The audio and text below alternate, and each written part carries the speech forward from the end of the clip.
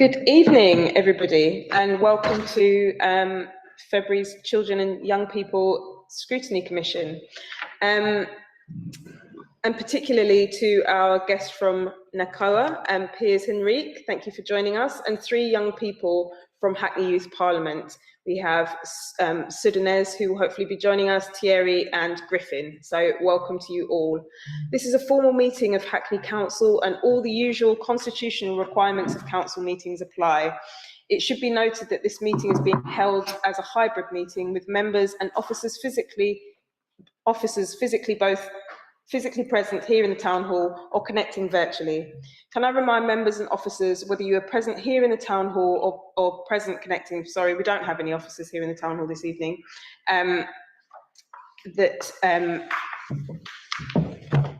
apologies, sorry. The meeting continues to be held in public and is being broadcast live via the internet. The rights of the press and public to record and film the meeting continue to apply, and media representatives may be in attendance or viewing the live stream. In terms of operability, for those of you who are joining us remotely, in terms of operability, could you please note the following? Unless you are speaking, please keep your microphone muted. If you'd like to speak, please raise your hand to get the attention of the chair, and please keep your camera on, as this helps the chair to identify who would like to speak. Thank you for your patience, and we're going to start the meeting. So item 1 is apologies for absence. I think we've got apologies from Councillor Hanson, Councillor Garcia, Councillor Lynch and Councillor Troughton. Do we have any other apologies for absence or lateness? There's no other apologies. No other apologies. Okay, great. Moving on to item 2, declarations of interest. Do members have any declarations of interest? Councillor Peters? I'm a governor of a school in Hackney, Garden School. I can't see everybody on the screen because I'm unable to log in properly. Can you see, is there anybody who's indicated? Jo usually comes in. Jo's not in the meeting as yet. She was in the pre-meet. Councillor Sizer? Parent of a child with SEN and child of an alcoholic as well. I may as well declare. Yeah. Thank you very much. Do we have any other declarations of interest? No, in which case, item 3, urgent items. There are no urgent items and the order of business is as published. So now moving on to our first substantive item for this evening, which is parental substance misuse in children in need. The aim of this item is for the Commission to review the nature, level and impact of parental substance misuse on children and families and assess how local services support them. The Commission is also keen to understand what impact COVID-19 and successive lockdowns may have had on this situation. The Commission has also invited the National Association for Children of Alcoholics, NACOA, to provide additional insight from a national perspective for this issue. So I'd like to extend again a warm welcome to Piers Henrique, who is the Chief Executive of NACOA, to this meeting tonight. Before we go to Piers, I'd like to welcome officers who have prepared a short briefing to support this item. We have Sean Bent, who is the Substance Misuse Team Leader. We've got John Hart, who is Young Hackney Service Manager. Pauline Adams, Principal Head of Early Help and Prevention. We've got 35 to 40 minutes for this item, so can I ask officers to just highlight key information for no more than 5 to 10 minutes, and then we can go to Piers. And just to say, can we just assume that everybody has read everything here? So very, very brief summary, please, and just to pull out what you think are the really key things that we need to be focusing on. So that's mostly directors at officers, please. So handing over to you, officers. So I don't know, Sean, if you'll be kicking us off or if you wanted to start, Jackie. Sean is going to be kicking us off. Thank you, Chair. Sean, do you want me to begin and then you contribute as needed? Is that okay? Please, thanks, John. And good evening, everybody. I'm John Hart. I'm the service manager for Young Hackney. Pauline Adams gives her apologies. So the points that we would very quickly highlight is that Children Family Service supports a wide range of young people and families where substance misuse is a presenting need, or where the impact of parental substance misuse is of a concern.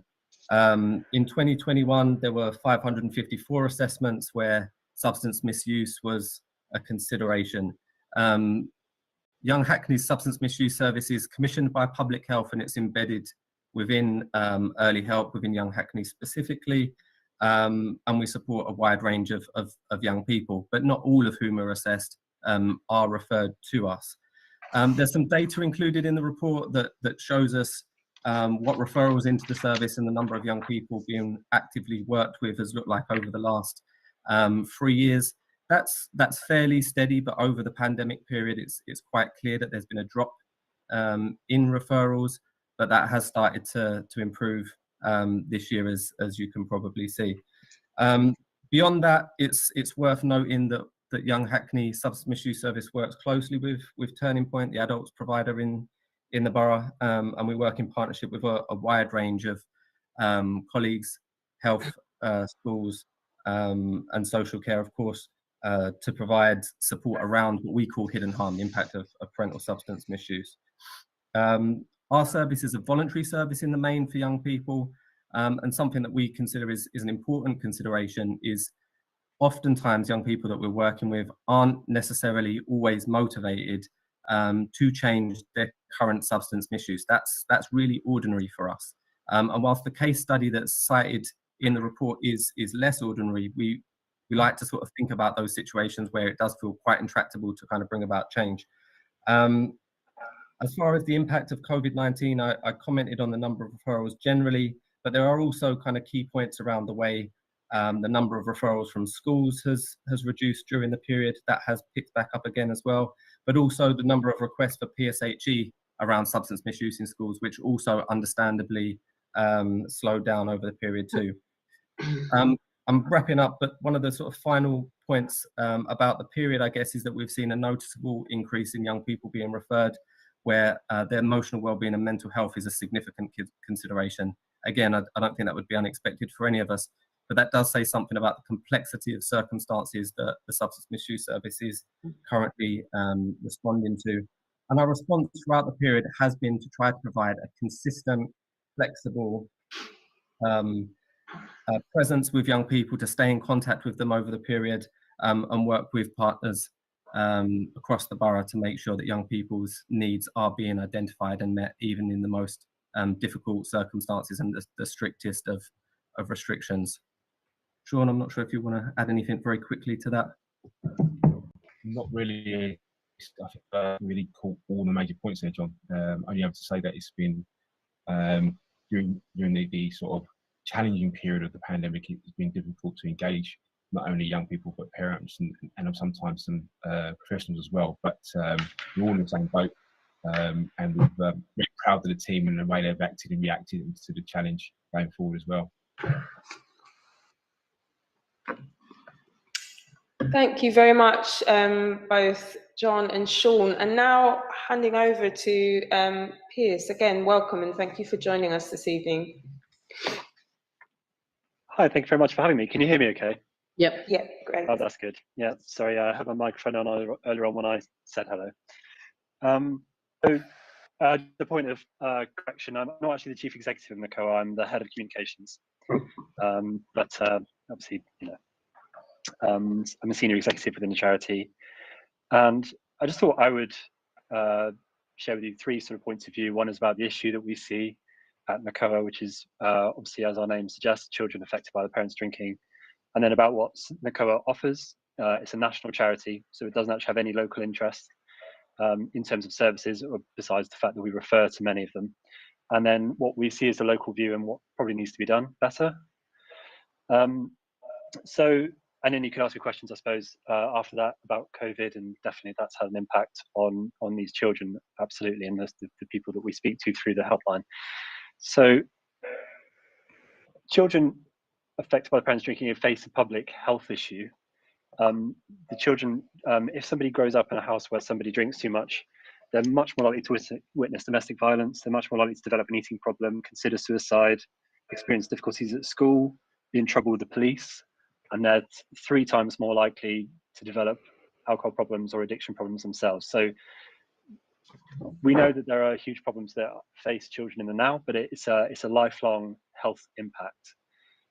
And these children, they often suffer in silence. They often fly under the radar because they want to keep the issues secret from the outside world.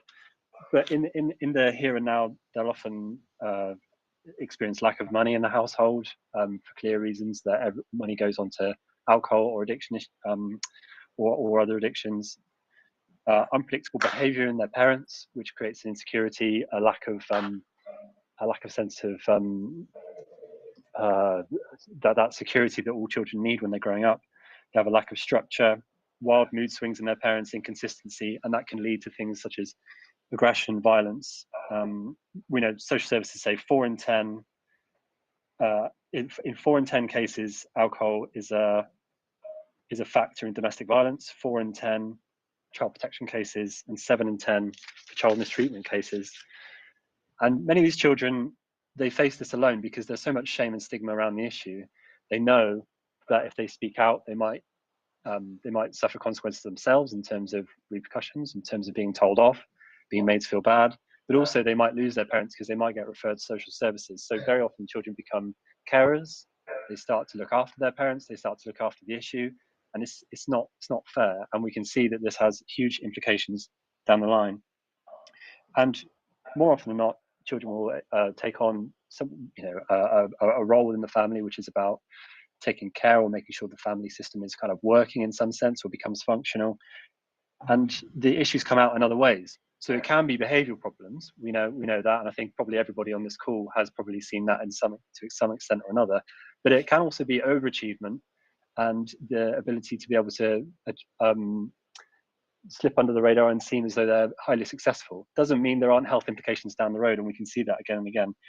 And in those people, we'll often see issues such as silent withdrawal, which means sort of anxiety, heightened sense of anxiety, sense of being judged, or that they have to kind of protect a secret, for very often kind of the best part of a lifetime. And depression, we see that you're 4 times more likely to report depression if you're in this situation. And children get it, normality, and they feel guilt and shame, and they feel to blame. So this is clearly not fair. I think we all could see that it's not something we feel is sort of tolerable in our society. And so NACOA has been set up as a national helpline service. So it's available to everybody freely of charge. It's confidential, no judgments, and we can speak for as long as is necessary. It's clearly just a first port of call because one-to-one interaction is clearly good. And further down the line, if you can engage in a family setup, that's also good. So the NACOA is here to be a service. It's a service for everybody, but we're also a kind of a national voice. We've become probably the most central charity to this conversation in kind of at national level and in Parliament. We've had some success in convincing the national government to put in a strategy, but they cut that last March, which is an astonishing turn of events.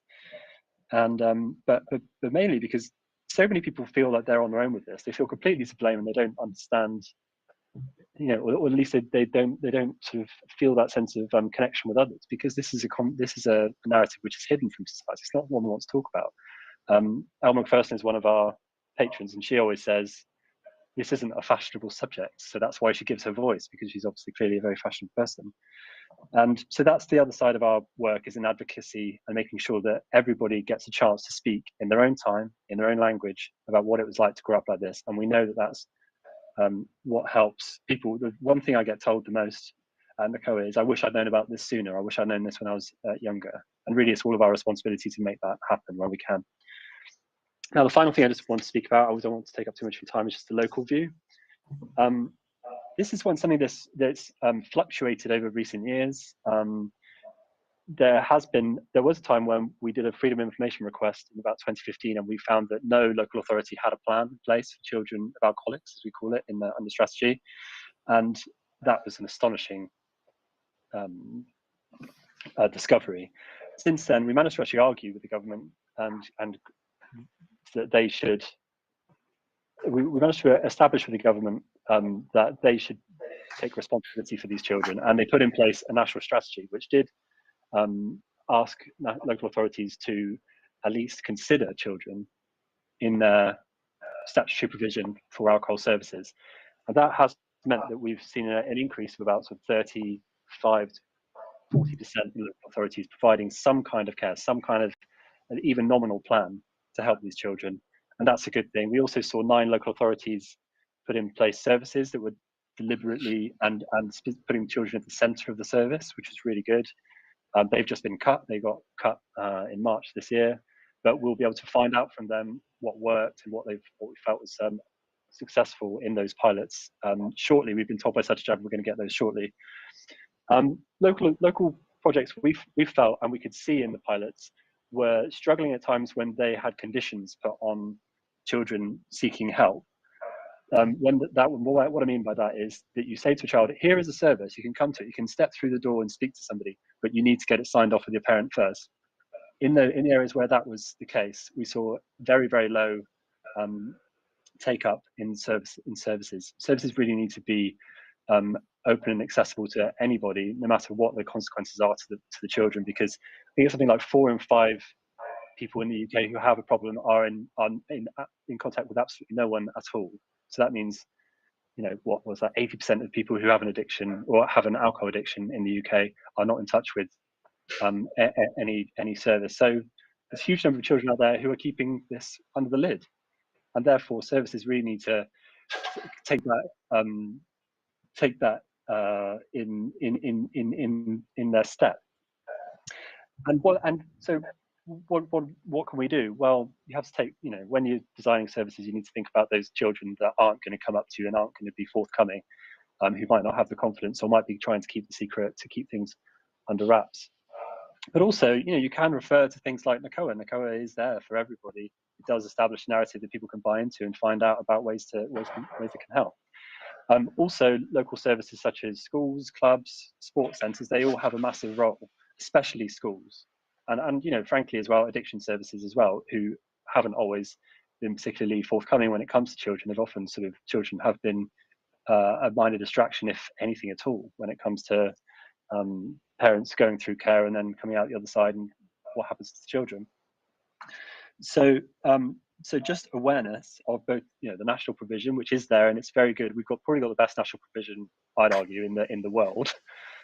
Even more than the United States in terms of national, service like a NACOA, but also just awareness so you can create a conversation, because we know that peer-to-peer support, one thing that we'll hear again and again that people don't get, just peer-to-peer, so they can find somebody, speak to them and share their story and it's reflected back.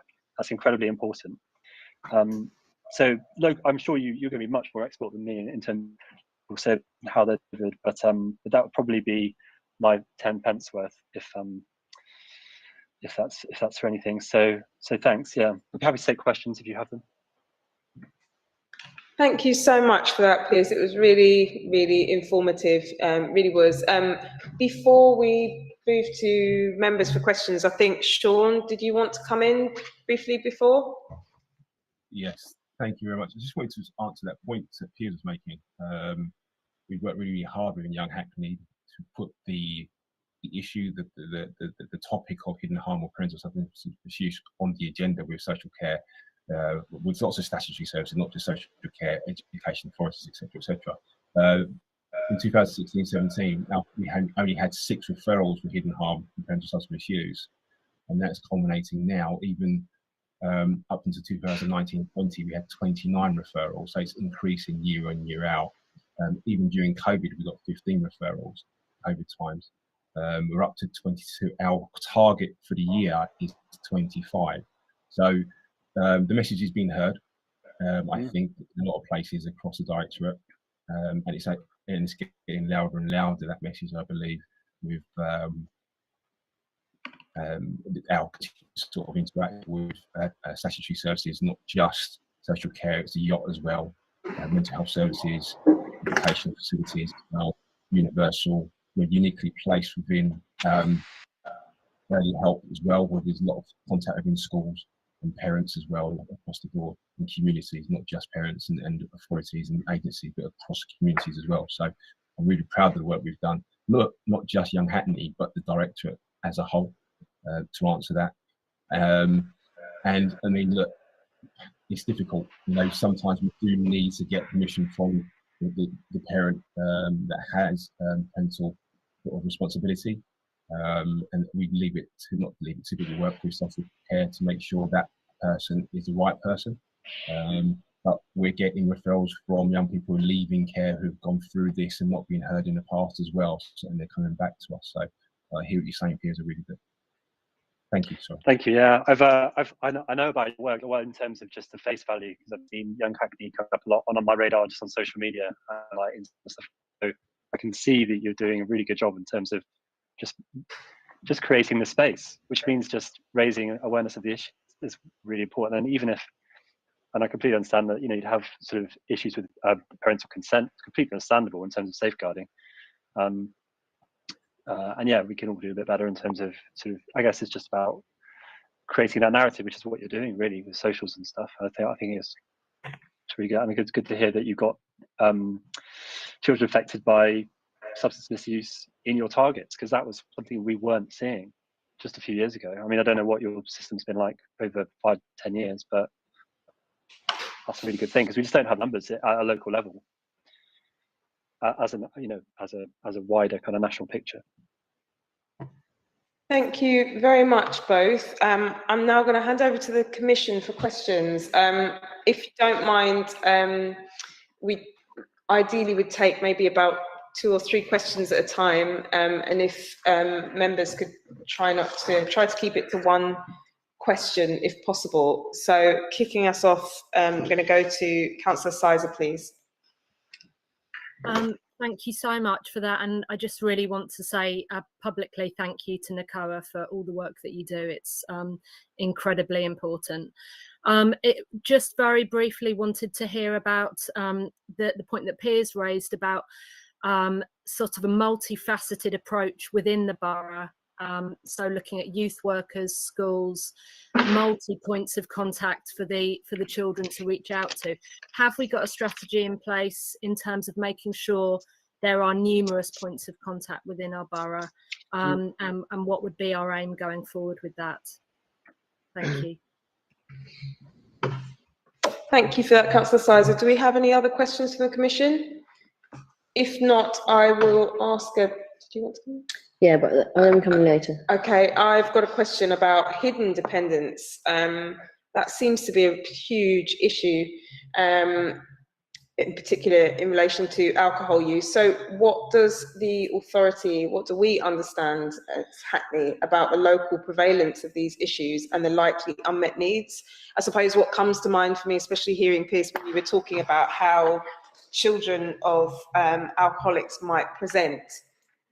Though, you know, that's how children who have experienced trauma present any kind of trauma, right? So it can be really difficult to determine whether this is an unmet special educational need, whether this is a parent substance misuse situation, whether this is any other form of abuse that's going on at home. Do we feel, in terms of this hidden dependence, that our teachers, youth workers, as you said, are sufficiently equipped to be able to identify what might be a hidden substance misuse issue? So handing over to officers with those 2, and then we'll go back to the Commission for further questions. I suppose, I mean, I don't know if that question is directed to me specifically, but our strategy is that we have 2 parts to the service, where it's preventative and treatment. Part of our preventive roles to go into educational facilities, working professionals, whoever works with young people, and raise their awareness, not just of hidden harm, but dealing intervention work, the treatment work, psychosocial intervention work that we do, and how to engage with our service. And often we get a question from consultants, nurses with an A&D, and how do I approach the parent if a young person is coming to hospital with an injury to their arm or something? How do we approach the subject and broach the subject of hidden harm? So we go through those sort of mechanisms too as well. We have advice and referral form, which is open from 9 AM to 9 PM, Monday to Friday, where not just young people and all parents can talk to us and seek advice, but professionals as well. very, very confident in the PSHE work that we do within schools across the borough, that we raising awareness, not just with professionals and designated safeguarding leads, but with young people themselves, because we often get approached after those sessions by young people about a family member, not necessarily a parent, it could be their brother, it could be their cousin, going forward with that. I hope that answers your question. If I've missed it out, please feel free to reiterate some points. I know John wanted to say come in there. I suppose just to sort of expand on what you're saying, Sean, I think the sort of question of hidden prevalence is almost answered by Councillor Sizer's other question, which is how can you enable as many kind of points of contact for young people as possible? And I think that's always the ambition, isn't it, to try to create this kind of very wide network with as many nodes on it as possible, so that there are as many kind of opportunities for young people to speak up and connect with a trusted adult and share what's happening for them. And I think for us, there are definitely advantages for the Children's Substance Misuse Service being embedded within early help, being embedded within Young Hackney, because we have responsibility for providing the youth service, the play service, the community sports work, participation services, so that we can kind of work it through in all of those kind of different opportunities and train the staff, and the staff are working very closely with Sean and his team on a day-to-day basis. But similarly, that our targeted early help teams are linked to all schools, and so you have that sort of similar conduit. I think oftentimes when we're presenting the service and we're introducing colleagues and we're saying our substance misuse service works with children from 6 up to 25, oftentimes you'll see that kind of look go across their face, and they're sort of 6, what sort of children are using substances at 6, and that often very, very quickly gives that avenue to describe the hidden harm work and the impact of parental substance misuse. And so they're constantly trying to raise that awareness.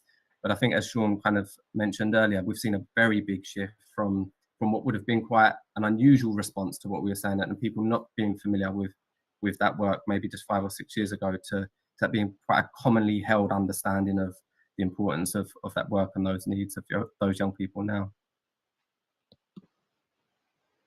Thank you very much, both. Did you want to come in, Diane?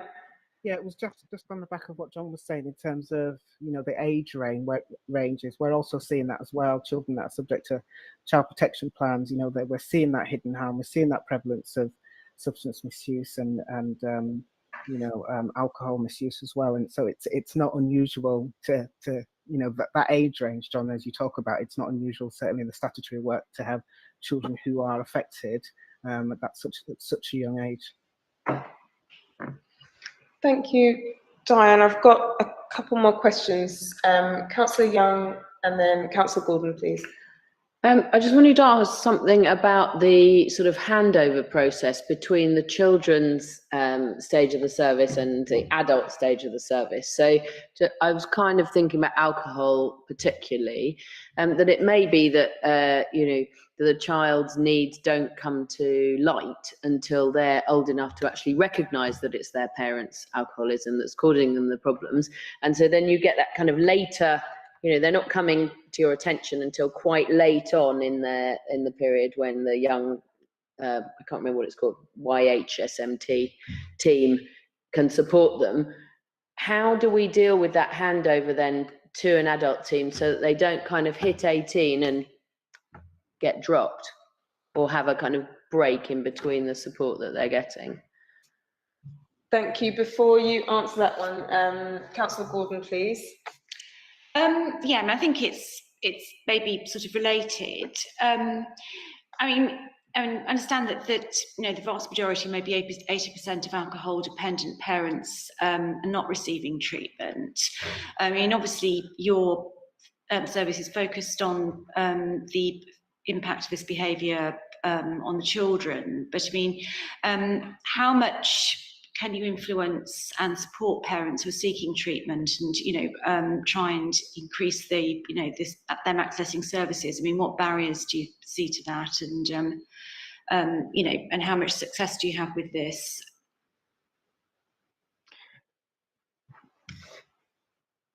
Handing back to you. Thank you. Sorry, That's a great question, actually. Sorry, Piers, did you want to come in first? No, I wasn't sure. Was that Director Nicola? Sorry. the question about the children's service, or was that to you guys? I was I mean, I really think- asking about our provision in Hackney, but maybe that Yeah, Nicola it might be also. helpful to, to go national. No, apologies. No, sorry. Thank you. It might be helpful actually for us to know what our sort of local position is on that, and actually to hear from you, Pierce, if you have any, you know, comparators that we can draw on to see how things might work differently elsewhere. That might be quite useful for us. So in the first instance, can I hand back to officers, please? Okay. Forgive me if I don't remember all your questions, but I think the first part was about transition between a young person and 18-year-old and adult services. So yes, we'll work with young people up to the age of 25 years of age. And there's double commissioning for young people, young adults aged between 18 and 25, because a young person's perceived vulnerability may be, and entering adult services may not be appropriate. Where there's a need or alcohol dependence, like physical dependence on alcohol, there may be what you call a protocol. There is a protocol, not maybe, between young people services and adult services, where the individual may need substitute prescribing. So they're held that way. With regards to hidden harm, it's the treatment that comes first. We look after the individual, their physical needs first and foremost, and when they're in that stable environment and ability to actually reflect, then the hidden harm work will continue and take place after that. I think that answers your question somewhat. John, did you want to elaborate if I missed something? I suppose it's just worth adding that Public Health have deliberately commissioned the children's service and the adult service to overlap for that 18 to 25 window, because we know that young people of that age may not always feel comfortable accessing an adult service, and there is that difficult transition period. So it's been built in since we've delivered the service, and that does then help us transition them over easily, or easier rather. And the second question was again, sorry, can you remind me? It was really about success in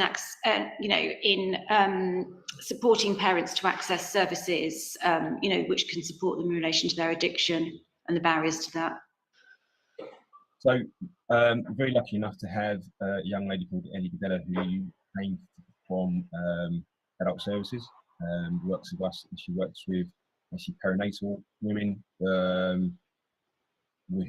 who have had use issues and have these young children, young toddlers themselves, and where there's a need, if, for example, we receive a referral for young child, say the age around 10, 11 years of age, and we know the parents are using, and the child is still with the parent and has parental responsibility, we will use someone like Ellie to go and work with that individual, that family, that parent, to try and encourage them to access services where appropriate, as well as trying to work with the child around hidden harm at the same time.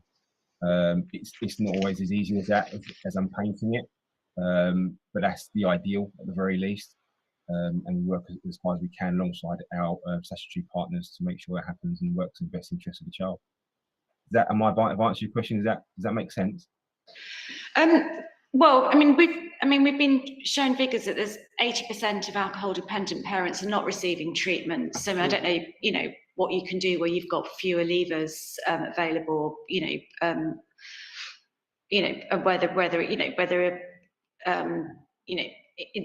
well, there's obviously the hidden situations as well. But I don't know. Do you feel that do you reach all these parents? Is there anything more that we can do? Particularly when there are,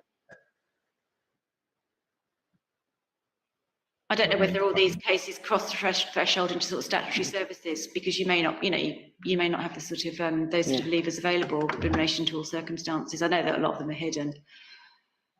Exactly, and that's why it's called hidden harm for a reason. We're not always able to detect or identify what's going on, despite how many nets or sort of nodes we have outspread out throughout the borough and the City of London as well. So it's a difficult question to answer, really. We do our best. We work with our partners, whether it be criminal justice, whether it be social care, education facilities, community work as well, and get the message out as much as possible. And in the best will in the world, we could have all 80,000 people refer to us or refer to services, and not everybody will want to engage. And you can't force somebody to engage in services anyway. The best we can do is safeguard the child as best we can. I just ask a brief follow-up on the, so thinking about that transition between the young people services and the adult services. So to the extent that you're working with CAMS to provide mental health support for those young people, are you retaining then, if people are seeing people through CAMS, so maybe they're getting counselling through CAMS or whatever it is, are they then kept in CAMS till they're 25 and provided that service? Or are they then referred to the adult service, where we know that it's very difficult to get appointments, there are huge delays, that things get dropped? So I'm just, you're painting a really nice picture of young people right up to 25 being really beautifully looked after, where their parents have dependency problems. And what I hear from in the outside world is that when children hit 18, CAMS stops. All of a sudden they're meant to be dealt with by adult mental health services, and actually that's really, really difficult to get to, get into adult mental health services. So I just wondered how far you're kind of covering this because you're doing it under a different heading, and so it's all great, or whether actually there are some problems there with linking the two up. Well, Sean, do you mind if I come in? Yeah. I think you're right. I mean, it is certainly a challenge, sort of mental health support post 18. I think one of the advantages for the extended age range for the service means that those workers can continue to support young people, to advocate for them, to help them to navigate those services and connect. I think the sort of wider Young Hackney service can support with that too. But I think there's also a kind of recognition across the directorate that transitional safeguarding work can be better, can be more enhanced, and there's a whole kind of piece of work going on around transitional safeguarding, and a key point to that is around mental health services. I take the point, definitely it's a challenge that we come across all the time, but I think it is something that the directorate is trying to engage with purposefully. Thank you. Piers, I don't know if you wanted to come in relation to either or both, actually, the point about transitions and but also about reaching the estimated 80%. This is national figures, 80% of alcohol dependent parents who are not receiving treatment. Yeah, of course. I mean, I think we might be coming from slightly different perspectives in the fact that NACOA is focused on children, and very important that we kind of keep that focus. Mm-hmm. But that said, the national picture is quite bad. So we've just had a bunch of statistics from Liam Byrne, who runs the All-Party Parliamentary Group for Children of Alcoholics, who NACOA is kind of central to, which was showing that addiction is skyrocketing. We've seen a 2 million increase in drinkers, in problem drinkers in the UK, from 6 million to 8 million since 2019. We've had a 20% increase in alcohol-related deaths since 2019, 1 million more hospital admissions, and what we're seeing is that that this is happening, the national funding is plummeting, and that goes at a local level as well. And I don't know about your funding situation and how resources are being allocated, but as a national picture, it's quite disturbing actually to us. Obviously, clearly, we've had NACOA's had huge, well, not huge, had substantial cuts. I mean, NACOA funds itself anyway, and it's funded on the kind of from donations primarily and grants and things. But the government funding that we did have got cut. The whole strategy, as I said, got cut for children of alcoholics. So it's a really poor picture across the board at a time when COVID has really wreaked havoc. I think it just pays to keep that in mind. Also, just sort of a final point, a third of people who contact NACOA, so NACOA gets 30,000 calls a year, and I know it's our local provision, but it's a national, so a third of those people have not told anybody about the situation they face. So that doesn't just go for Young Hackney, it doesn't go for, any counsellor, any school, anyone, even their uncles or aunties. They've told absolutely nobody. So it kind of is incumbent on all of us really to think about, that we can create a narrative, really, with sort of shine a light on this issue, and also just to let them know that the 80% of parents whose parents are still drinking and aren't addressing the issue. Some will be voluntary, some will because they don't have access or don't feel they have proper access. The children are not responsible for their parents drinking. They should never be used as a gateway or a portal to sort of address the parent. The children should always be treated as a in themselves, and it's definitely not their responsibility. That's just my final sort of passing thought on that. I hope that helps. Thank you very much. I'm just going to do one final round of questions, I think. Did you look like you wanted to come over? Yeah, I mean, if I can, I mean, it seems to me that really one thing that we need in a sort of preventative level really is more and better and clearer information about the impact of this given to parents, potential parents, and carers at, sort of transitional sort of teachable moments, really.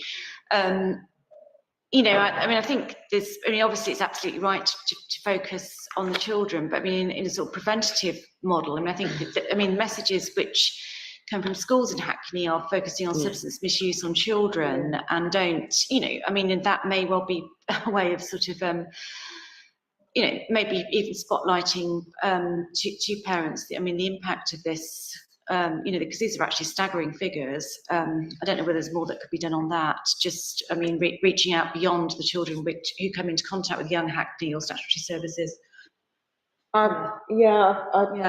I totally agree, because I think we all gasped when you said those figures. I was expecting you to say increases of 20% over like 15 years, not since 2019. So it was really staggering. And also I know that our knowledge and understanding of fetal alcohol syndrome, the prevalence of it, the instances of it, are poor.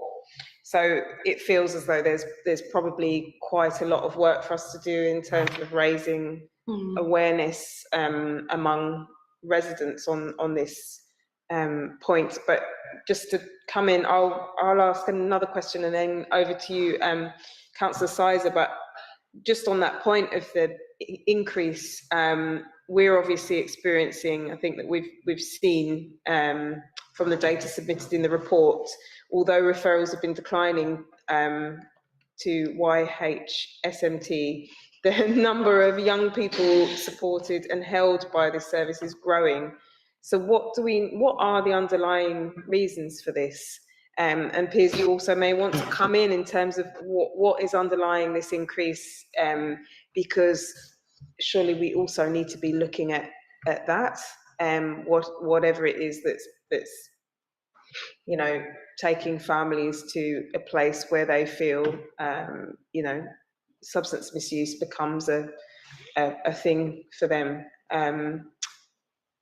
So Councillor Sizer, is that okay if you come in? If Sean and John, you think you'll be able to remember 3 questions, challenge you there. Mine links onto yours, Councillor Conway, hopefully, so hopefully that will help. Yeah, it was basically about the whole awareness raising, not just parents, not just children, but as a borough. And I wanted to highlight a campaign that NACOA did, I think it was in Brighton, with really successful billboards, very eye-catching, raising awareness around this issue. And I just wondered, as a borough, have we done anything that's not parents, not children, not even youth centres or anything, but literally just almost advertising awareness raising, especially as we know there's been such a steep spike in numbers. Yeah.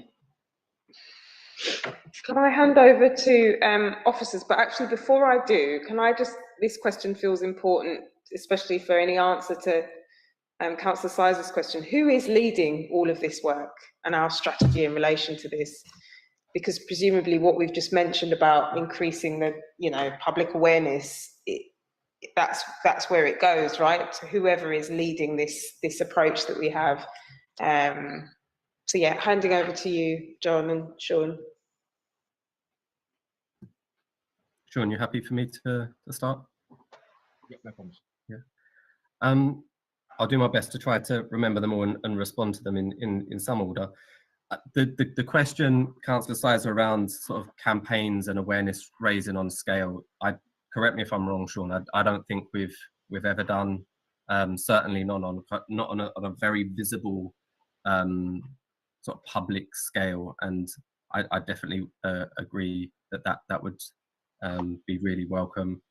The point around kind of awareness raising with parents, though, I think there are some really useful opportunities coming up for that, sort of beyond school. So with the early help review and the closer working between Young Hackney, our family support service, children's centres and multi-agency teams should bring lots more opportunities for the substance misuse service to be working with parents, with carers, guardians, and wider family members, raising awareness around the impact of parental substance misuse. So I think there are some things in train that will widen that scope and help raise the awareness in that regard. The question around the number of referrals reducing versus the number of open cases. So this sort of needs some explanation a little bit, I guess. So we have seen a short-term reduction in the number of young people referred during the sort of height of the COVID period. For a range of different reasons, we hypothesize that's probably similar to the reduction in referrals in other services. However, that has started to come back up now, and we're pretty much getting back to normal levels of referrals pre-pandemic. But as far as the kind of open cases, what that means is these are young people that have been accepted or have agreed to engage in the support, the treatment, and they're open for a longer period of time. So they're open cases that are actively being worked with. They're not just young people that have been referred and may not have engaged or have not met a particular criteria for support. So there's a little bit of a sort of discrepancy between active open cases and the numbers of young people being referred. So that's kind of a sort of technical issue. As far as kind of who is leading the work, I think it's a partnership response, but public health in the main are leading. Thank you very much. And I don't know if anybody wants to come in on why we think we're seeing these increases in referrals. Although obviously I appreciate we haven't done in recent years, things are changing, but nationally and to some extent locally, we're seeing at least over the past 5-10 years that things have increased. Why do we think that is? And well, not just do we think that is, what do we know to be the reasons behind this? And Piers, feel free to come in on that one if you want to give a sort of national perspective on that. Yeah, obviously, I can't really comment on your local referrals. I suppose it'd be sort of wrong for me to do that. But I think some of this is positive because it means because when people come forward, it means that they feel that they've been given a space to come forward into. And I think the conversation around, especially with our work, with the children work, definitely we've seen a difference in the kind of the general awareness of the issue in the people that call the helpline, and it's a very sort of broad cross section of people that call the helpline. So that can be considered to be a success. But clearly there is obviously huge numbers anyway in terms of raw need, given the increase in deaths and problem drinking that we've seen. There are all sorts of kind of, I could hypothesize forever about why that might be. But just to go back a little bit about what Councillor Sizer was saying as well, and it links to that point, and so I'll end my point there, is just to say that sort of in Brighton, we've seen an increase in calls from Brighton. We also had the same campaign in Bristol, but Brighton was really the big push where we put out, I think it's a couple of hundred posters on sort of bus stops and billboards. It was and all the way down the front on Brighton Pavilion. If you know the area, you'll know it's kind of got the famous promenade, and at least posters were put all the way down the front. And I think the kind of the success of that campaign was that it kind of did partner in a genuine way, in that it offered a local service, which was Oasis and Are You OK, are two excellent services, real sort of models of best practice around the country, and also NACOA, because services that were kind of being promoted in that campaign that were local did have barriers, did have safeguarding barriers, in the sense that you had to get parental sign-off, which, as I've described, doesn't always doesn't meet the criteria of a huge number of the children, actually a majority. So having NACOA there, which is a kind of an information resource which people can go to and find information, and then reach out to find help via helpline if they need to, a bit like Childline, that was there as well. So what you can do with those kind of posters, with a kind of a blanket campaign, is to meet the needs of everybody. I mean, at least from a public awareness campaign. And then when you do that, you will get increases in referrals, or in increase in take up of service, because that's a good thing, because people have found out that they're not the only ones and that they can find some help. Thank you so much for that, Pearson. And also to officers, thank you all for joining us. It's been really, really helpful. We speak often in such general terms about the issues that young people are facing, and it's really helpful for us to really drill down into the detail about the specifics. Although I know we're speaking about a broad cohort of young people who will each have very different circumstances, it's really illuminating, especially Pierce, actually hearing from you earlier about the connection between domestic abuse and substance misuse, because it does then make you look at our stats and think, well, there's quite a lot of domestic violence there, but perhaps not so much drug and alcohol misuse. And then it makes you think that actually that's where the hidden element comes into it, is that the drug and alcohol abuse probably factors in quite a lot of the other areas where we see, factors that are identified at the end of child in need assessments. So it's really helpful.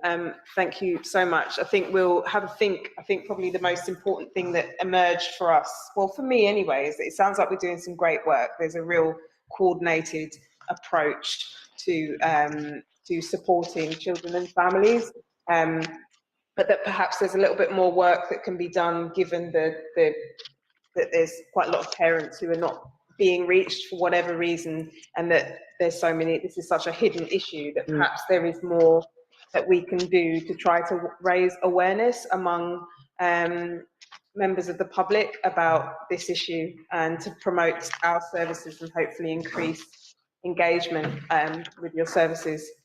But thank you so much. I'll now be moving on to the next item. Please feel free to, you don't have to stick around. You can if you want. I can't guarantee that it will be that gripping, but yeah.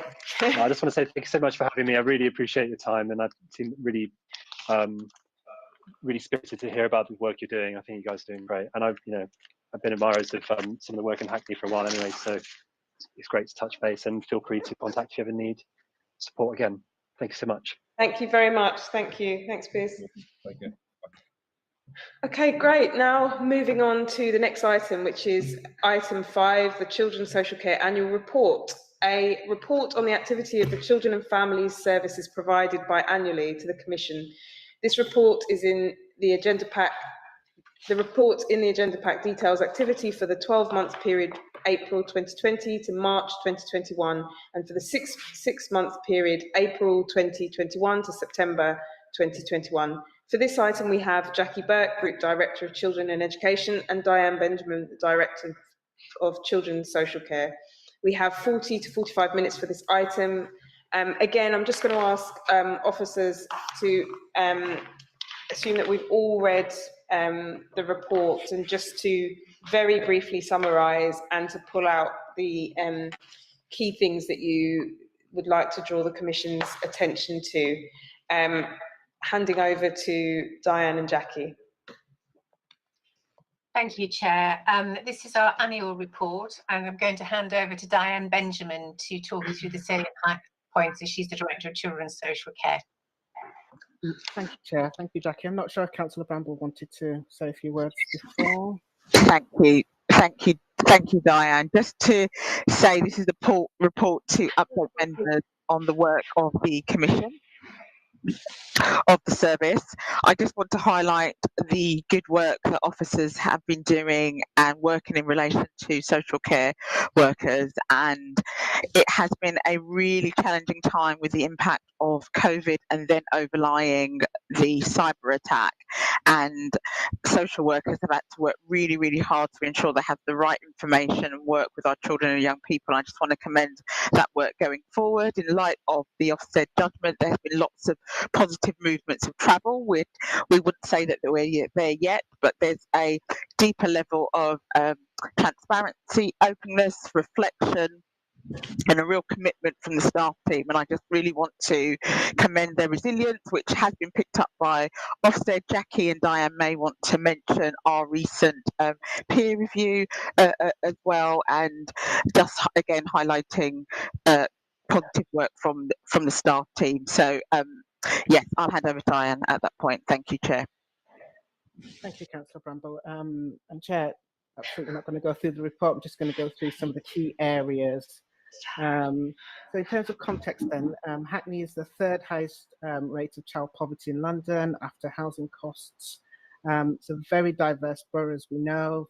58% of 0 to 19 population, that's Black African, Caribbean, Orthodox Jewish, Asian, Turkish.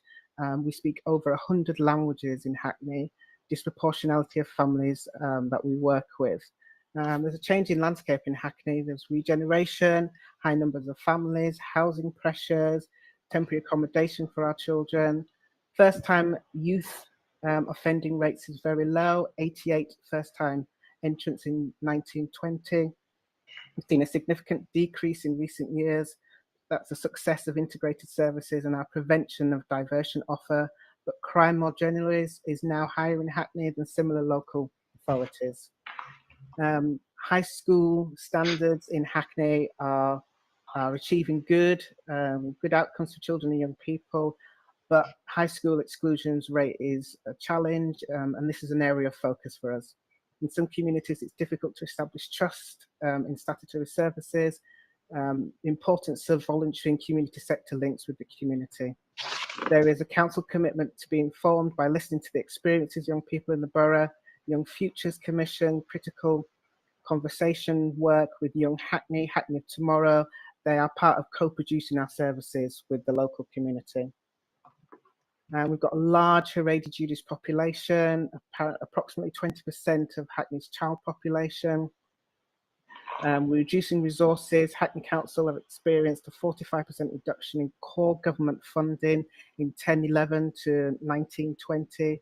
We've got an increased demand on children's services. Over the recent years, we've experienced an increase in referrals, an increase in the number of assessments completed, an increase in the number of adolescents becoming looked after. Following purposeful work, now more work is being done with those working in local areas. There's an increase of number of our vulnerable adolescents and unaccompanied minors that require support who have complex needs. So what do we know? We had our Ofsted inspection in 2019, and there were some clear areas identified for improvement. The quality of our written work needed to provide a clear understanding of a child's history. Our case recording system and tools needed to support practitioners to be able for them to do their work. The inclusion of the voice of the child, their wishes and feelings, and their daily lived experience in all cases and reports. So pace of improvement, we've continued to progress our action plan in 2020. However, due to the impact of the pandemic and COVID, our pace of improvement has not been as anticipated.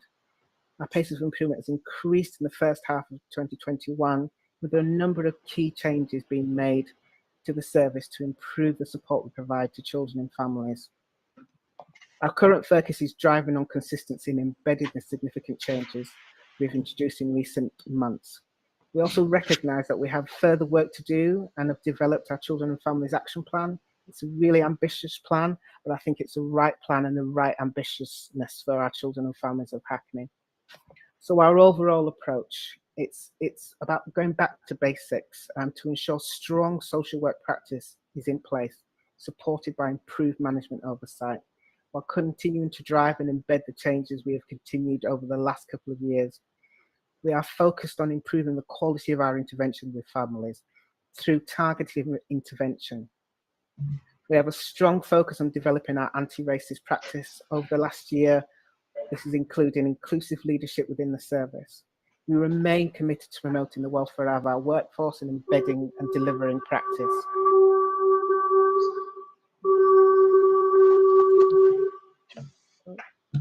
Sorry. Sorry, that's some, I think it's some beeping out. Okay, sorry, apologies. Overzealous drivers. Want a continued area of focus and challenges are embedding the changes that we've introduced in the last 6 months. Partnership work in some areas to drive consistency. Continued impact of the cyber attack and rebuilding an effective and responsive case recording system. Focus on co-production and learning from feedback from children and families. What impact are we having for our children? We need to be timely and proportionate for our assessments. 90% of our assessments between April and December 2021 were completed within 45 days.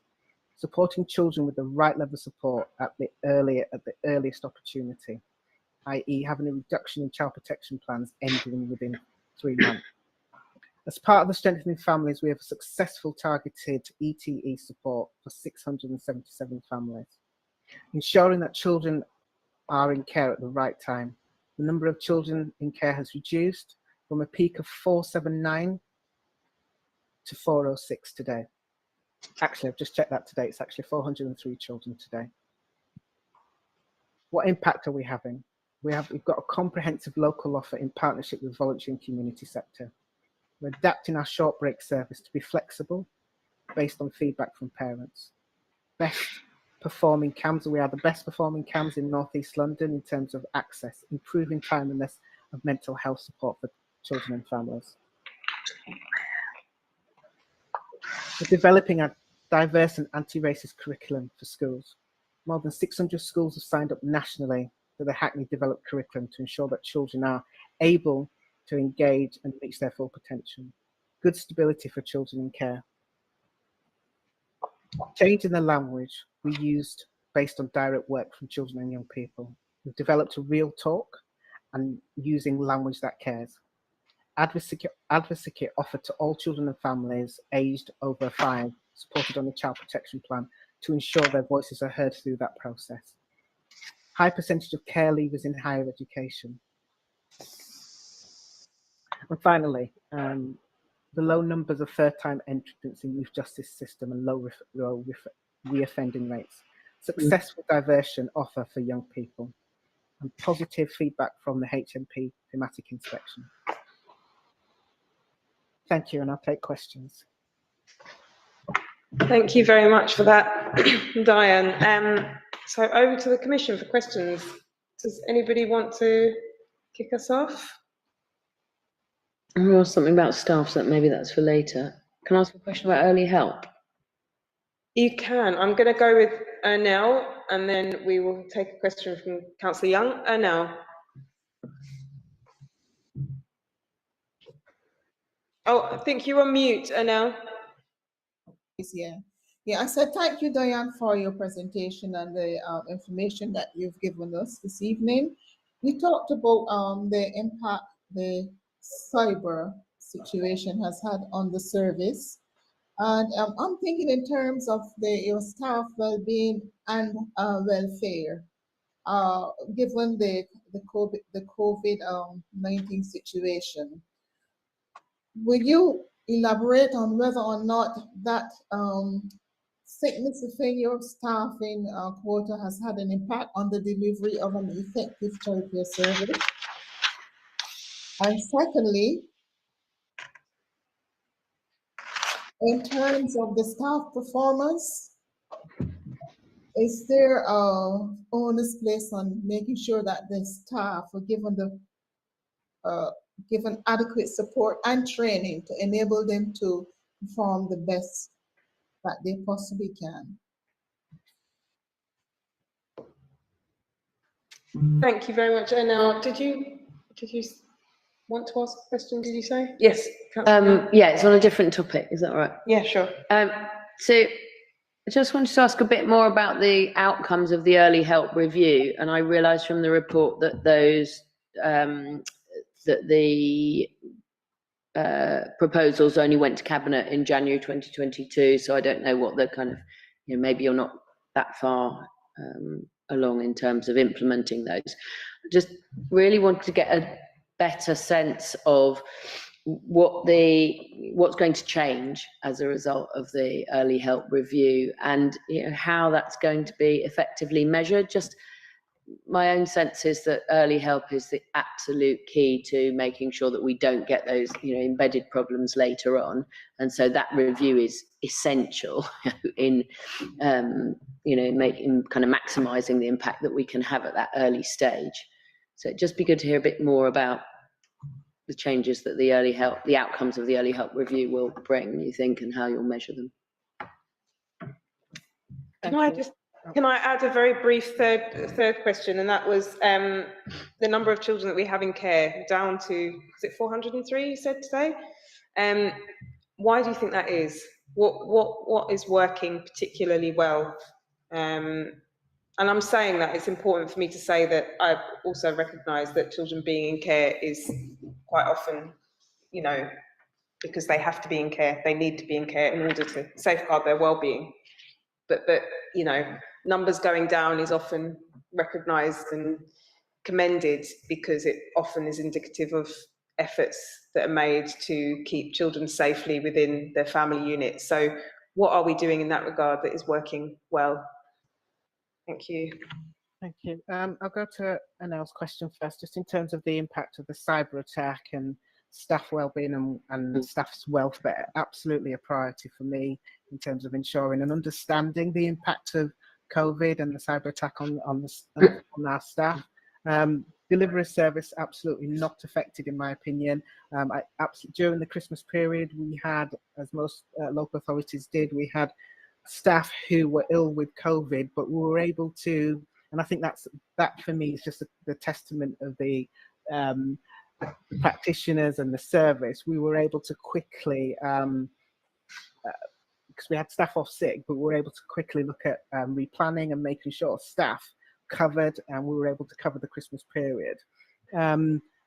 Staff performance and support and training, absolutely something we do anyway. It's what we do. I think we've had to look at it differently now. I think with the backdrop of mental health and emotional well-being, and I think that's, we do that with the support of our HR colleagues in terms of that support that's offered. We've got a well-being program for staff, and staff really do take advantage of that. But we've got our tried and tested HR processes as well in terms of when staff need further support in relation to that. So absolutely, it's a priority of mine, Anel, and something that it's always on the agenda for me, and something that I'm always considering in terms of, in terms of staff well-being.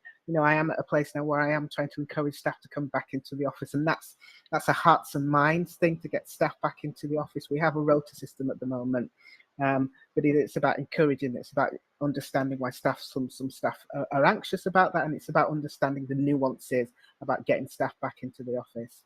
Hopefully that answers your question now. I'm going to just go on to Councillor Conway, your question in terms of what are we doing in terms of our children in care numbers. I think it's been several things for me. We've got our Educare service, and I think that's working really, really well.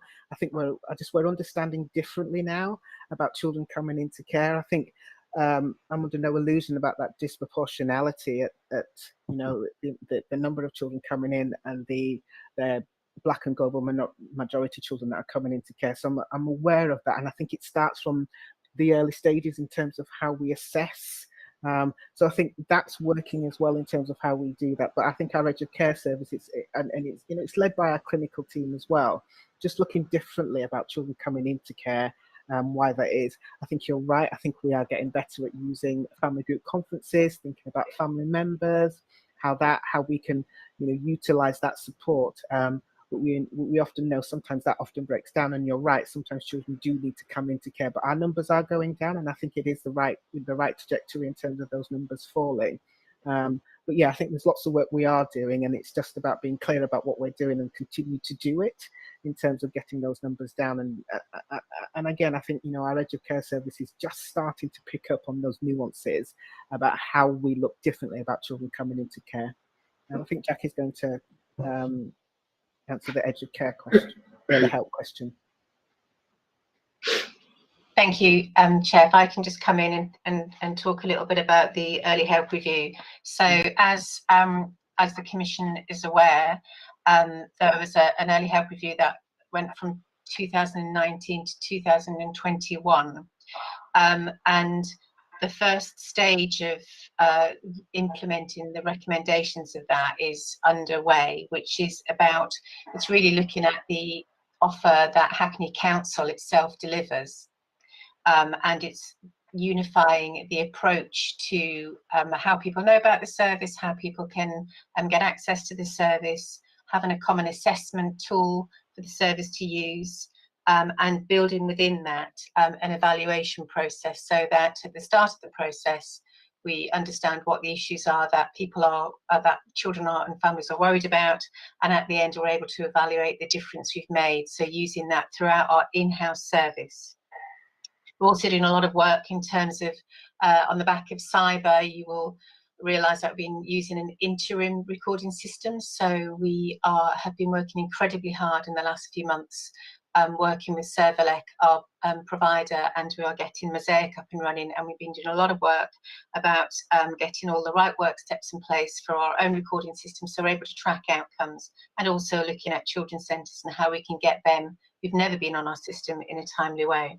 So we've done a lot of work on what our standards look like, what our processes look like, and hopefully that will impact what that will help us do is understand what is the quantum of the asks that's coming through the front door of Hackney Council, what are children presenting with, and once we can get an understanding of that, it helps us shape our offer. At the moment, there's lots of ways people come into the council for support for early help, and we haven't to this date had a way of capturing that, of assessing that in a way that's universal. And we've worked very closely with our colleagues in education over these processes, because ultimately we want a system that an early help system that recognises SEND need as well.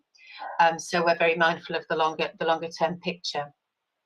I said that stage one. Early help is everyone's business. It's not just a council business. And we have, with City and Hackney Safeguarding Children Partnership, we've developed a subgroup that's going to oversee the development of City and Hackney wide early help strategy. So that is going to be a more inclusive way of looking and honouring what other partners are doing. Because I think the way we've been doing early help so far is we haven't had a system that's really recognised what our colleagues in some of our settings and some of our schools are actually contributing. We know they work incredibly hard with our children, keeping them safe, working with families. They have some family support services themselves in schools, and we've got all of our WAMs. So we've got a huge quantum of early help, and we know that we're often recognised for our spend on early help as a partnership. And Councillor Bramble mentioned the Local Government Association has recently been in reviewing us and saying, actually, yes, you do spend a lot on early help, but actually you don't really understand the impact. So as a partnership, we're really keen to do some very good work, is understanding what is the entirety of what we're doing, what does people's contributions look like, encouraging people to use a common assessment framework so we can recognise what the need is, and having a City and Hackney-wide system around that. What we do recognise is there's different types of early help. So there's there's a universal access where people get some simple advice and guidance. Then there's some kind of additional services, and then we recognise that the council's in-house services are kind of at the higher level of need, but not its statutory needs. So I think it's just recognising that people are able to offer support to children, that partners and the voluntary sector as well is a huge provider of family support, and Young Hackney too, that everyone's contributing to this. So I'm delighted that the City and Hackney Safeguarding Children Partnership has decided to take some leadership about developing the strategy and having some ownership of the strategy that recognises what everyone's doing, helps us develop a clear system for accountability, evaluation, and really understanding the impact of early help on our children and families in Hackney. Thank you. Thank you very much, both Jackie and Diane. Now for another round of questions from the Commission, we've got Councillor Gordon. Thank you, Chair.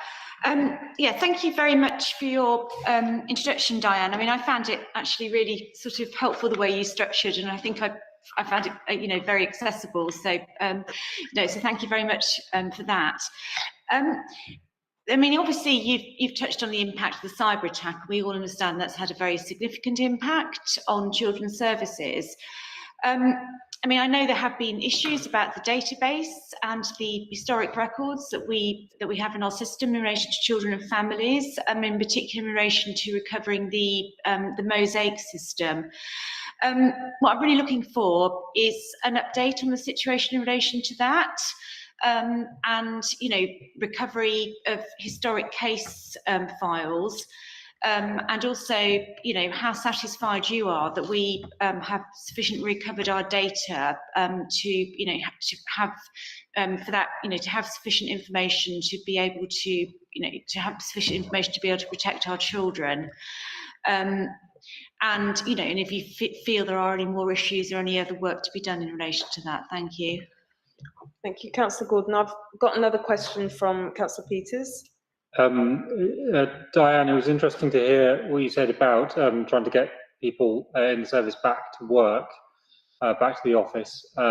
What's the long-term plan for working practices? Because I know that we all know that a lot of employers are now embracing hybrid working. But does that present particular problems in a workplace in which dealing with service users is of particular importance? And if I could abuse my airtime, just to talk briefly about the focused visit and what we're seeing in the report here about the improvements that we saw in management oversight, particularly. Just looking at the letter, going back and having a look at the letter from September 2021 to you, Jackie, from Ofsted about the focused visit. There are a number of further improvements that Ofsted has suggested that we make, and further calibration around when is an appropriate time to intervene. In certain instances, child protection plans are too brief, being 3 months or less. In some of these instances, the threshold for intervention is too low now. So how are we going to embed the good practice and progress that we've made and address those other issues that Ofsted have flagged again? I'll hand over to you, Diane and Jackie. Thank you. Okay, shall I come in, Diane, on the Mosaic issue, and then you pick up the other ones? So thank you, Chair. In terms of the question about cyber and the children's database, so as you'll be aware, our IT&D colleagues developed an interim recording system for us in the immediate aftermath of cyber. So we're incredibly grateful to our colleagues for coming together so quickly, so that we weren't just working on pens and paper, and that we did have something we could put some records into. And we recognised that it was a huge ask for our colleagues in IT&D to develop that further into a full database. And we also recognised that in terms of the pace at which we needed to have a fully functioning database, we probably wouldn't be able to meet as a local authority. And certainly when Ofsted came for their focus visit in July 2021, they commented that the interim system, they were glad to see it, but it wasn't fit for purpose in the long term. So we immediately took some action about that, and we've taken, working with very closely with our IT&D colleagues, made a decision that we would put a lot of energy into going back onto our Mosaic system. We had been working with Mosaic in the interim, who were able to restore most of the information, almost all of the information that was held in Mosaic. There was a particular issue with some documents which we are working through, but we have been able to recover a huge amount of information. The information that was held on the record system that we used prior to Mosaic for some of our looked after children, we've been able to recover that. So the stage that we're in at the moment, I've been in close communication with both Ofsted and the Department for Education over the status of our recording system, because you may be aware that we've been unable to do our statutory returns for our child and needs census and our looked after children's statutory returns. We have been unable to submit those because of cyber, and we haven't had the information to hand. So we've had a really tight timetable, and I've chaired a weekly recovery board around Mosaic. And we've had some fantastic working with colleagues in children's services, and our adult colleagues have been really collegiate over this, and IT&D really supported us. So we are planning to go back to recording Mosaic on the 4th of April. So that's a Monday. It will be ready on the 1st of April, but we want to do some tweaking and testing over the weekend, and we'll have a big kick-off on the 4th of April. We've been doing a lot of comms with our staff about managing expectations, because it's not going to be all singing and dancing, but it will be fully legally compliant. Obviously, that's meant we're having to migrate all of the information from our interim system over back to Mosaic. Our practitioners currently have read-only access to Mosaic, so all of the historic information that we did have on Mosaic that we've recovered, they can access that now. So we are we fully expect to be back on Mosaic on the 4th of April. There's no showstoppers in terms of the plan that we have and the work that we've been doing to say that that's not going to happen. But you will be aware there's huge amounts of work that's going into this, because it's every part of the system. We've had to revisit the work steps, revisit the forms, test that the migration of the data from the interim system going over to the Mosaic system is all well. And once we're back on that on the 4th of April, the work doesn't stop there. We've still got a lot of work to do to make it exactly how we want it to be, and also to ensure that our children's centres are able to fully record on Mosaic as well, which they never have been able to in Hackney. So we're chucking a bit of ambition in there as well. Thanks, Jackie. I'll talk to the question on long-term planning for working, and what does that look like for certainly children and families in Hackney. I think you're right. I think we need to consider a hybrid working, and it's something I'm working with my managers. I think if, for me, under no illusion that during the pandemic, we were able to keep children safe. We didn't need to be based in an office to do that. And so I've got to be mindful that some, coming back into the office, it's going to be an anxious time for some, not all. I need to keep the workforce safe as well in terms of COVID.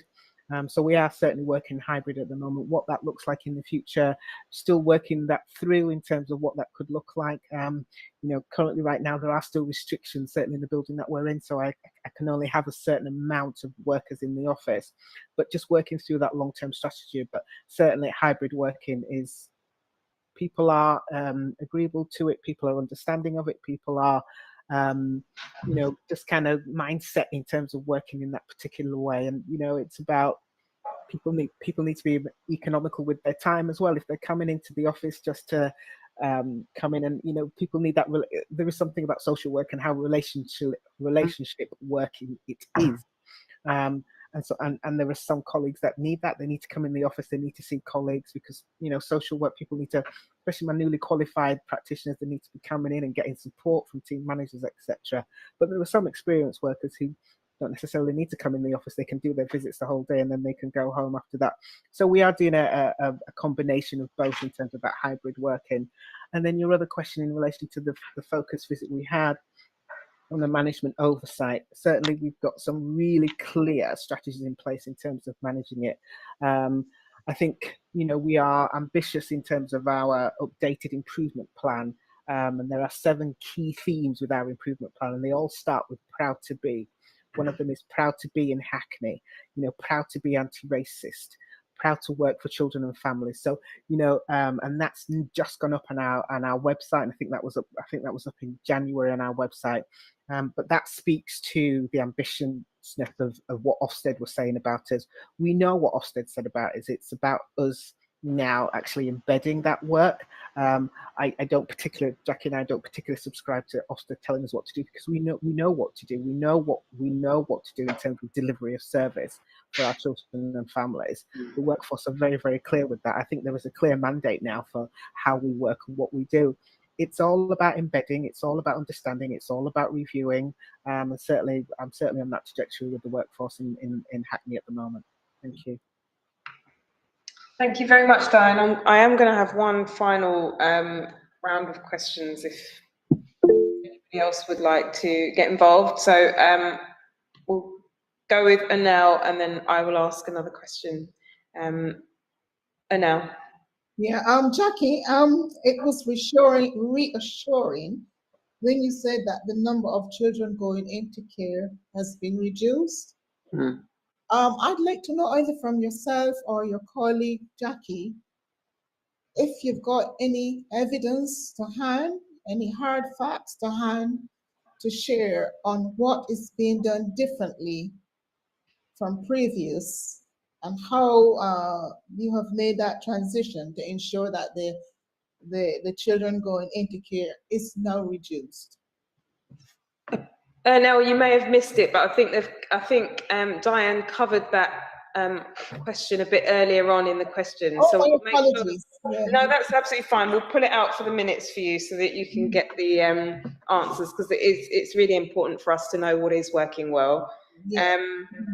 In terms of the question that I wanted to ask, it was about the shift from our Hackney model of children's social work, so our abandonment of the unit model, where, for those of you who are unfamiliar with that, where cases were allocated to a social worker unit rather than an individual social worker.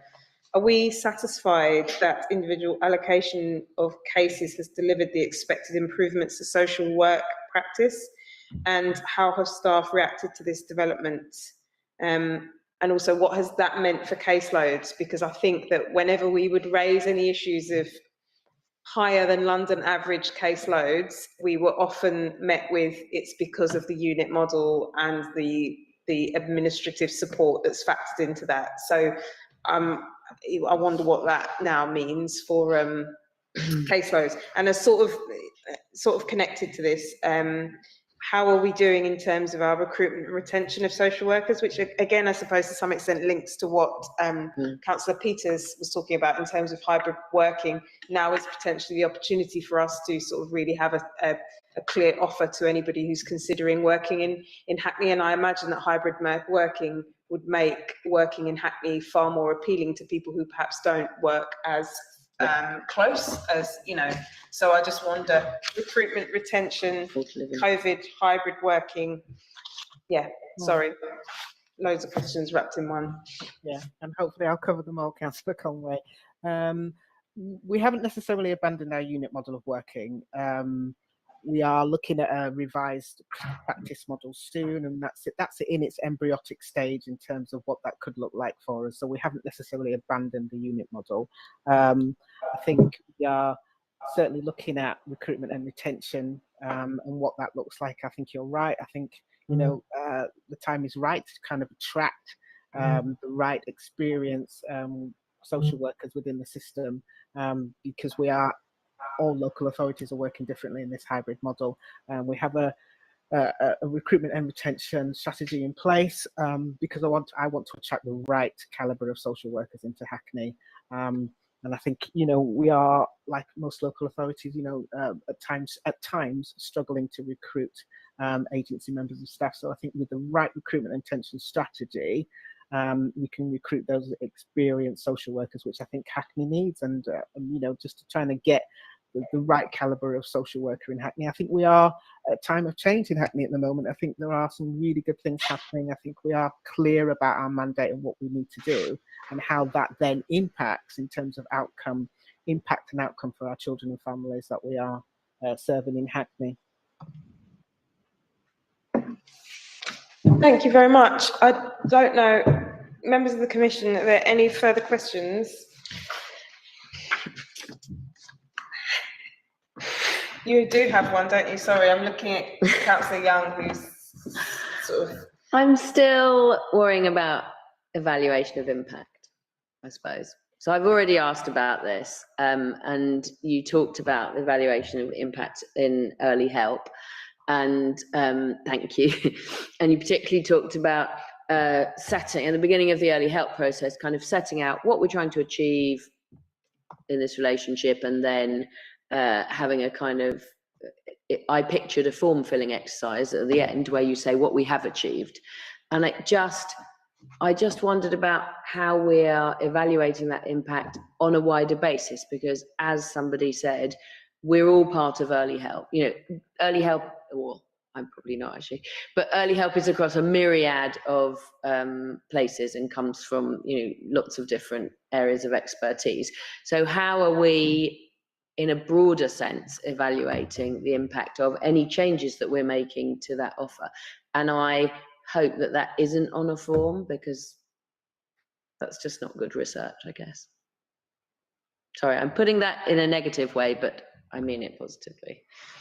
Do we have a wider way of looking at what the effect is of all the changes that we've put in place? I think. Shall I come in on that, Chair? Either of you happy with the response? I would just be really frank here and say we've got a lot of work to do in that space. Sure. In the statutory children's social care part of the world, we measure everything we do within an inch of its life, for want of a better phrase. You know, in terms of timeliness, the kind of statutory reports we have are vast and numerous, and we've worked very hard in the last couple of years of really developing our quality assurance system, where we have a system of doing regular dip samples to look at the quality of the work and the difference that we're making. We have a number of measures that can show if we're having an impact or if we haven't. So, you know, there's questions about what have we done to reduce the number of children in care. You know, so we know if the numbers of children who become looked after go up, that's also telling us, you know, that we need to look further downstream. In the early help space, we've got a lot of work to do, and I would like to say that we could look to a local authority that is somewhere in the country that's got the evaluation of the impact of early help throughout its entire system sussed, but I think I'd really struggled to find that. So that's why we're particularly grateful for City and Hackney Safeguarding Children Partnership for taking the initiative to set up an oversight group, because we have got a lot of work to do about understanding the quantum, understanding what's the best way of working with families. Because if someone's supporting you and you've got a worry, it's really helpful to kind of really understand what that worry is and then see the difference that's being made throughout the help that you're getting. And I think it is about us as a system-wide understanding that has an impact on our families if they're able to see that. But we've got a lot of work to do in that space. Thank you. Thank you very much. I think we're going to bring this item to a close now. The only thing that I wanted to, actually, I'll just very briefly, it's not a question really, it's more of a statement, and just that we've had the absolute privilege of speaking to lots of young people from the Care Council in the past few weeks, and it's been an absolute pleasure. They've really, really helped us along with the pieces of work that we've been involved with, as I know many of you will have also been a part of that process. But many of them had flagged to us that they weren't really aware of the children's rights officer role, and just to, I was going to ask a question about what we do to sort of ensure that our young people are aware of that offer. That's just maybe something to take away, to ensure that we have a look at how that offer is communicated to our looked after children and care leavers, and to maybe see if there's any way that we can make that bit more, raise the awareness of that offer. And then also just to say that it would be really helpful, I think, if in future the Commission was to take the budget monitoring report at the same time as the annual report on children's social care activity, so that we can ensure that policy and finance priorities are aligned. So I think we'll try and see if we can make sure that that's the case next time. So yes, thank you, officers, Jackie and Diane, for that. Moving on now to item 6, which is the Anti-Racist Action Plan for Children and Education Service.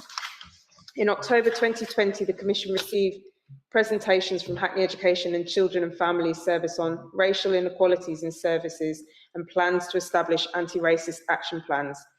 For this year's work programme, the Commission has requested a singular update to review progress against both Hackney Education and Children and Family Service For this item, we again have Jackie Burke, Diane Benjamin, and we also have Annie Gammon, the Director of Education, Amy Wilkinson, the Director of Integrated Commissioning for Children and Families.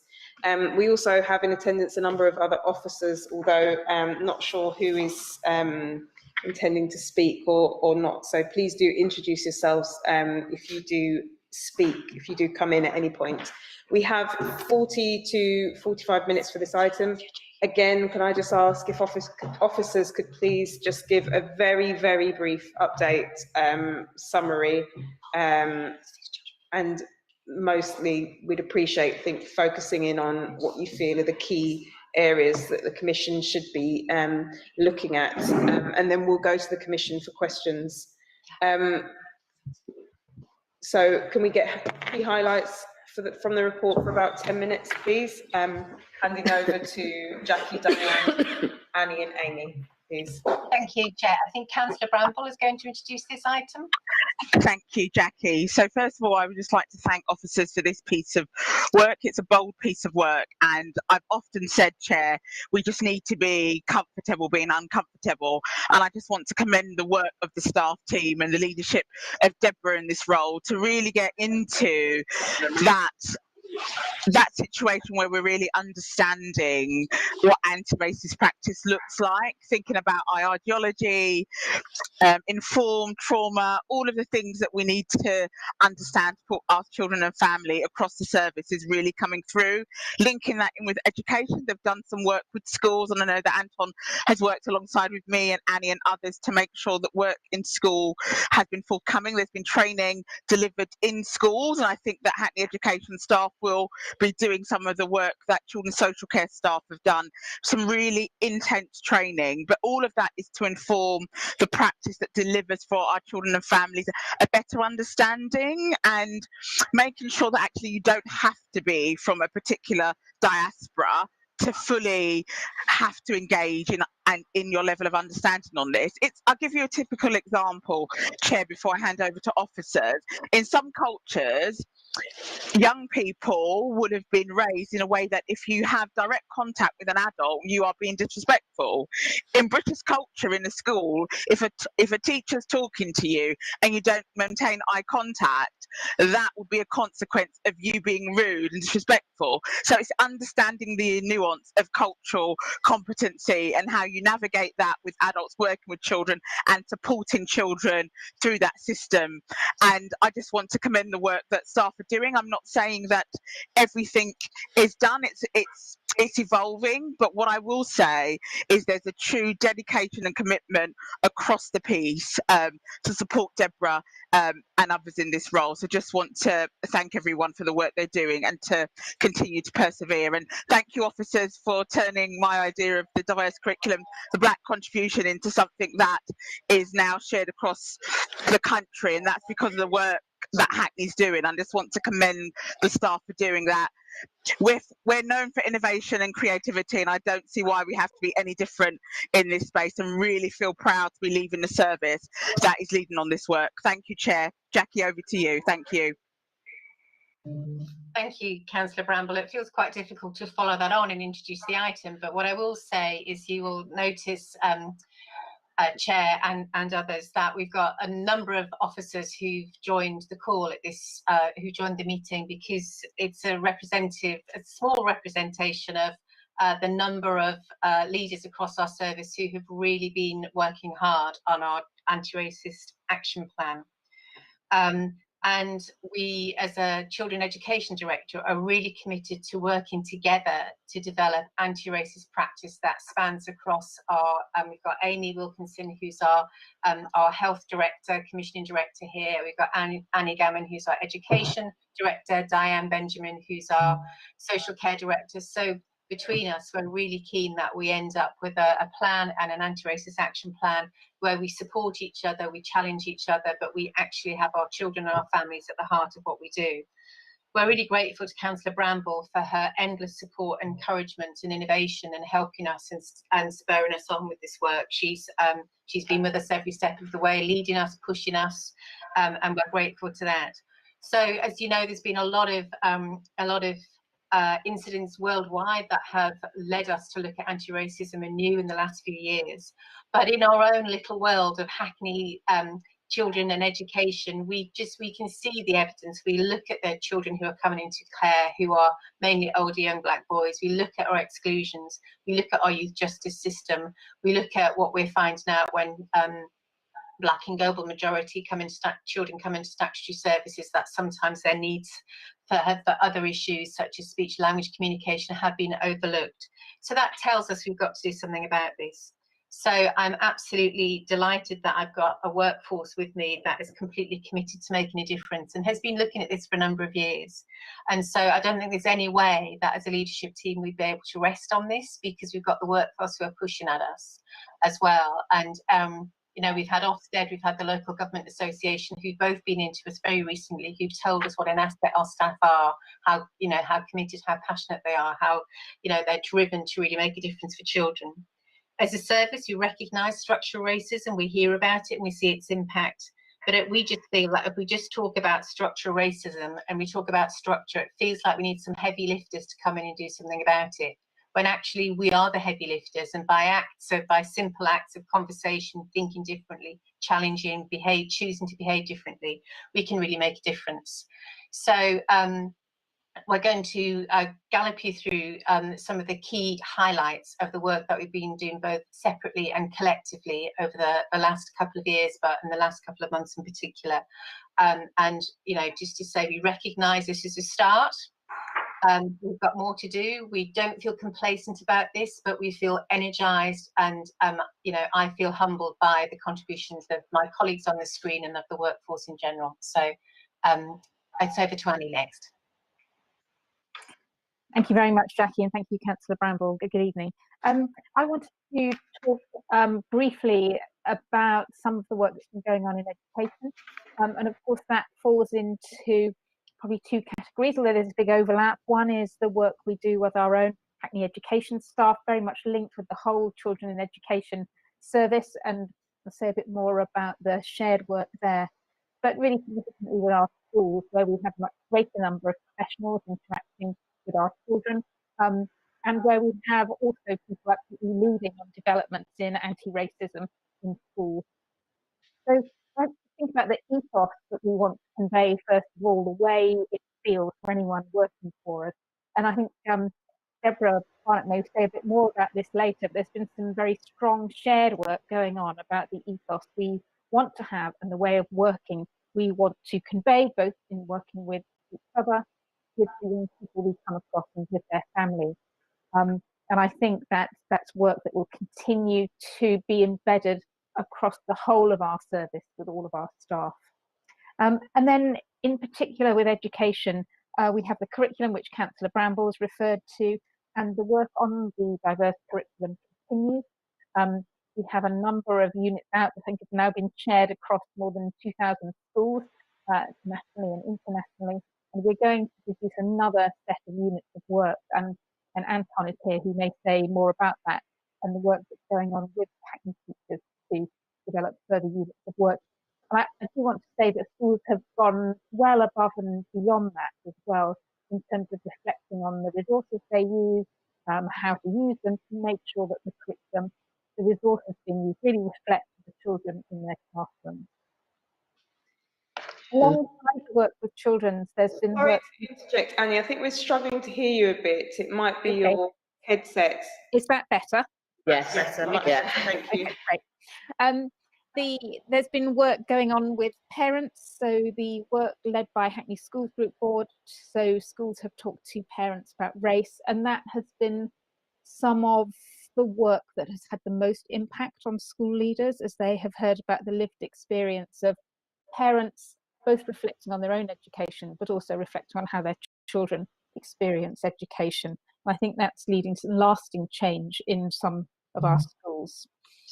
We've then got the work going on with leaders, staff and governors. So significant work going on with the Young Governors Scheme, so getting more young people on governing bodies, often from our Black and global majority communities. And that work continues promoting equality for all groups.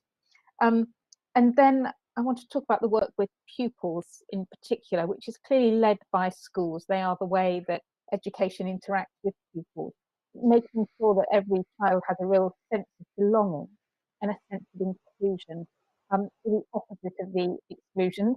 And we continue to work to shift approaches to excluding children as a sanction, and look to rather have a view where we provide early help for children. So there's much more to talk about today, but perhaps we'll save that if you've got particular questions about education. I think I'm going to hand over to Diane. Thank you, Annie. And so some of the priorities and some of the work we're doing in children and family is, we've got a children and families action plan, and that just sets out our mandate in terms of the work we are doing and want to do, and that's about us being proud to be anti-racist.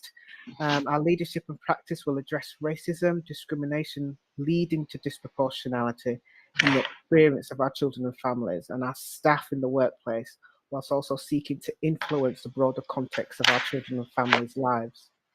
Some of the achievements to date in the children and families is anonymous recruitment and diverse interview panels. Inclusion approach to recruitment has been developed. First 6 months of a 3-year program of anti-racist action learning sets for all children and family staff completed, and the next set is underway. Our anti-racist practice standard has been completed. Our anti-racist corporate parenting guidance has also been completed.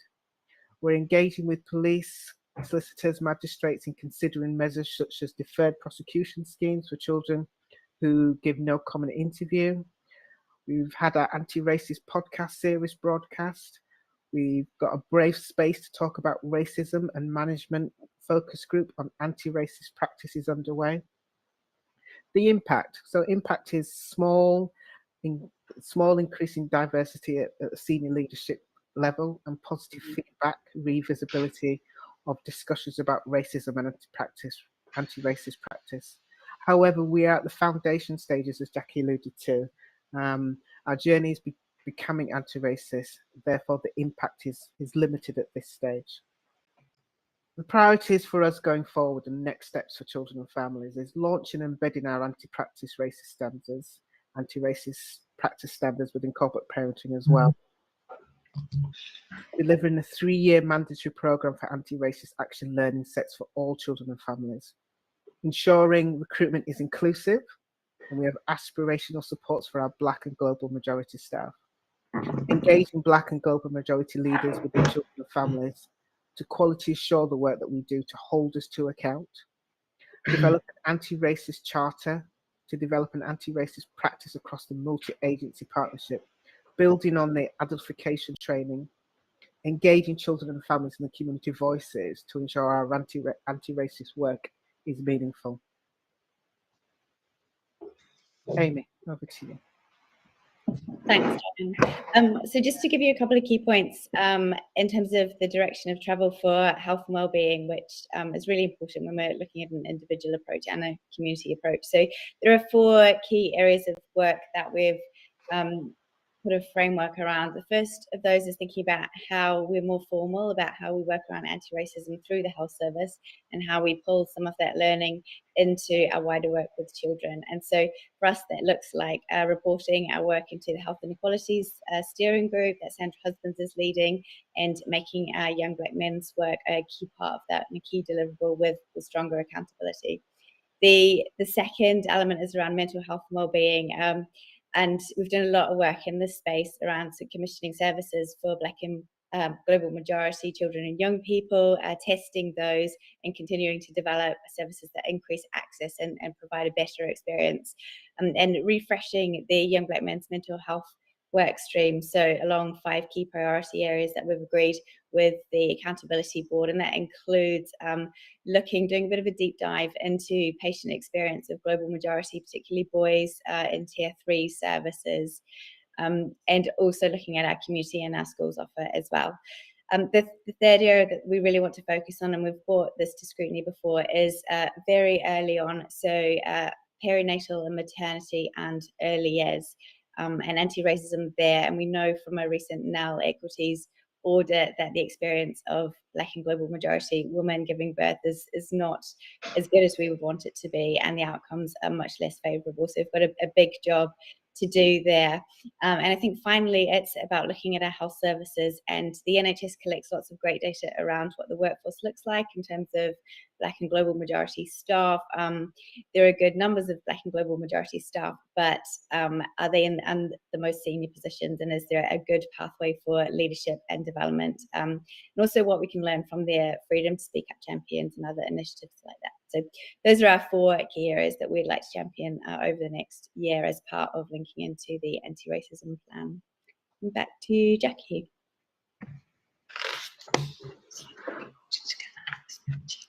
Thank you. So we are going to end our presentation now and open up to questions from the Commission.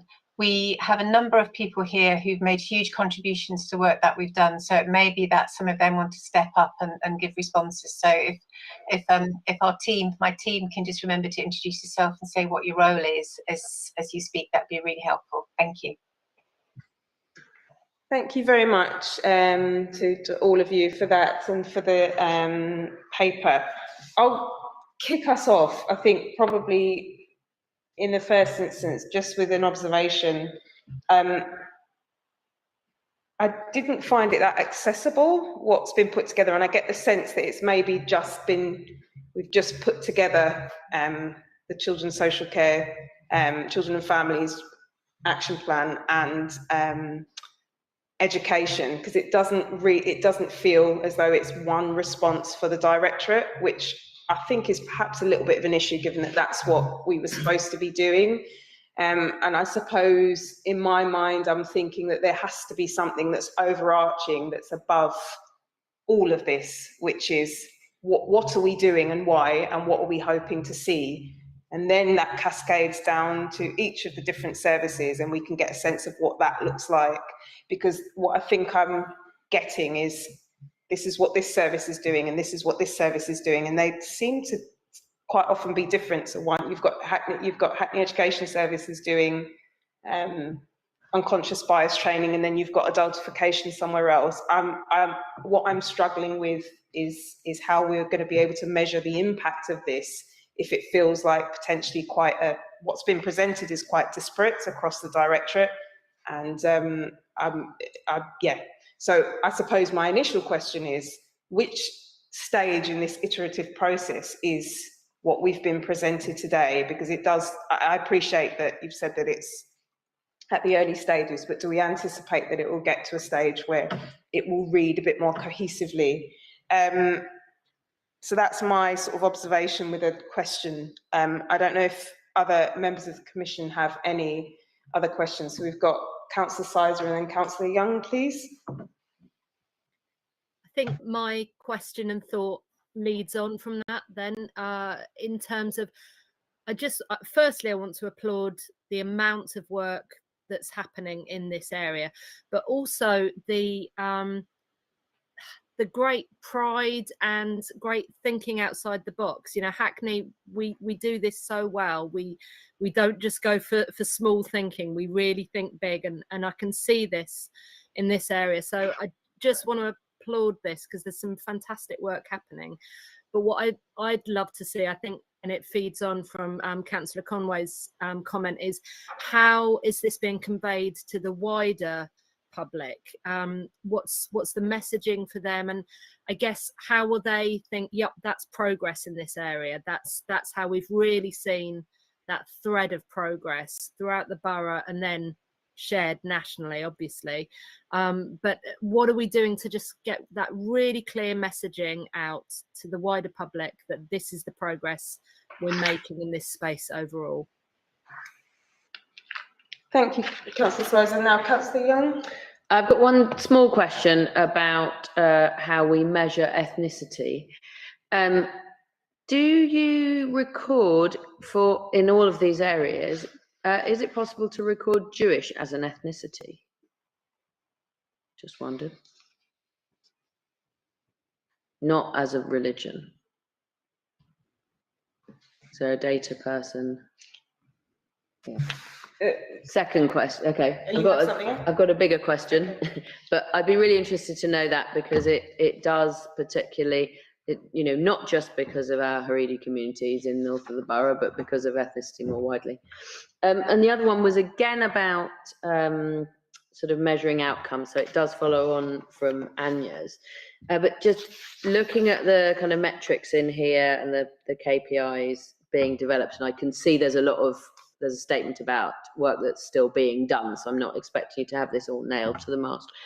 There's quite a lot about process rather than outcomes, which is maybe absolutely fine, and that may be where we're at, but it would just be good to know kind of how we're going to develop those more specific targets and outcomes over time, whether we're considering those, or whether it's very much a deliberate policy and approach to say, no, we're looking at how we're doing things, not expecting a kind of finishing line approach. Handing back over to officers, thank you. If I'm happy to come in on the first question about the comment about the work looking quite disparate, and also about a process question. So I think, as I said, as we opened, both education and social care and health have all been working separately on developing anti-racist work. And it's only in the last few months, I'd say, that we've started to pool our resources to pull this together. So we've been working very hard at recognising what the similarities are that we need to together, but also what the differences are. So for Annie, for example, in education, a lot of her work is about reaching out to schools and having some influence there. With Amy, it's about with the services that she's commissioning to reaching out to there. Diane's got a lot more scope in terms of directly managing our own in-house services.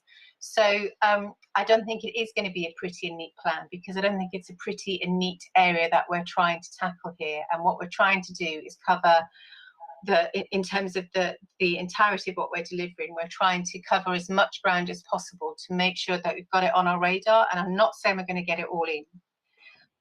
So this will be a moving feast.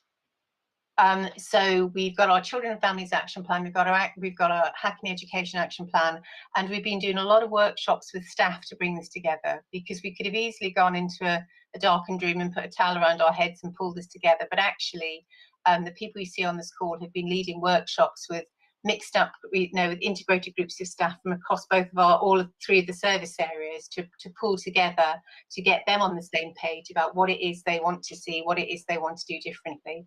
And what we didn't want to do is negate all of the work that people have been doing separately beforehand.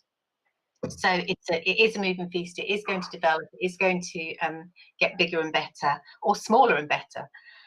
In terms of the process, I think my understanding of how things change is sometimes you have to get a process in place, and a process can make people conscious about what they're doing, and we have to raise consciousness and get people to consciously behave differently in terms of their conversations with families, their conversations with peers, the conversations with professionals, the conversations with other agencies. So there is going to be a lot of that, and we will need to put processes in place so that people can learn new ways of behaving as well. In terms of outcomes, we know where the disproportionality lies, and we can track that very, very readily. So we will be looking at the difference our approach is making, because we recognise also that we have to influence our partners in this as well. And I'm delighted that City and Hackney Safeguarding Children Partnership has also adopted an anti-racist charter, and is working with us very closely about how they can be hand in glove in terms of a whole partnership approach. From earlier on in the conversation, you will recognise that in terms of really looking at outcomes and individual outcomes for children and families, we are at a relatively early stage in our journey of doing that work. And so we acknowledge that in terms of our anti-racist action plan as well. I would have been surprised if we'd had a beautifully outcome-focused plan when we haven't already managed that with our early help and some of our statutory work. So we're on a journey with that. Yeah, so I'm going to pause there, and I can see Lisa Aldridge has her hand up. Thanks very much, Jackie. Lisa Aldridge, Head of Safeguarding and Quality Assurance for Children and Families in Hackney. I just wanted to really follow on from what Jackie was saying. I think we've learned a lot about the process of trying to develop anti-racist practice, and in the last few months of coming together to try and to look at the intersection between the different plans and where we can work together to strengthen our voices and strengthen our work rather than trying to amalgamate three great big plans. I think what we found is actually paying attention to the process is critical around any subject matter. It's going to be a challenge of bringing different cohorts of professionals together, but when talking about racism and recognizing that we're all in very different places and understanding what racism is and therefore what anti-racism needs to be, and paying attention to ensure we've got safe spaces for staff to have those conversations, we've realised it's a piece of work that it can't be rushed. So I think we're definitely making really good strides in towards that intersecting action plan. But as you've recognised, we have got a way to go with that. And I just double checked, I was looking at the ethnicity codes that we use across the service. So we use the DFE categories, which unfortunately doesn't have a separate white Jewish ethnicity code. I think it's something that we need to look at as we eventually, or very soon, sorry, get our Mosaic interim recording system back up. What can we do to add value to the existing standard DFE codes that we use? Because that's a really important question around proportionality around Jewish and Orthodox Jewish community as well. Really useful. Thanks. Thank you very much for that. And while I do understand and agree with a lot of what you've said in terms of your services work entirely differently, and therefore you do need to have a response that is, well matched to the existing service that's being provided. I get it, but I do feel like there needs to be something that brings the three of you together, and currently I feel that that's absent. And that is because for me, although your services are very different, the one thing that's very similar is disproportionality. So the structural issues that are experienced across the piece pretty much affect the same. It's the same people again that seem to come up. So I think that even if it's just a statement in terms of our commitment to understanding what underpins these structural inequalities and being able to identify what our response is, and then again for that to cascade down to what the responses are at an individual level, I just think that would be appreciated, because what does bring us together is that we, the three strands provide services to children and young people. There has to be something that links you. Any more questions from the Commission? So I've got Ernell and Councillor Gordon. Councillor Peters, please. Ernell. Yeah, I fully endorse all that has been discussed here this evening. It is very courageous, given the fact that, racism is deeply embedded in our society. At one of our previous commission meetings, some words were used in a very insensitive manner to describe children. So I'd like the commission, the service providers, to look at how they refer to children. For example, the term gangs that was used for little children. Secondly, I'd like to know how this very innovative approach to anti-racist and anti-discriminatory practice will be disseminated into the curriculum, so that in teaching our children, they would feel valued and supported irrespective of skin color.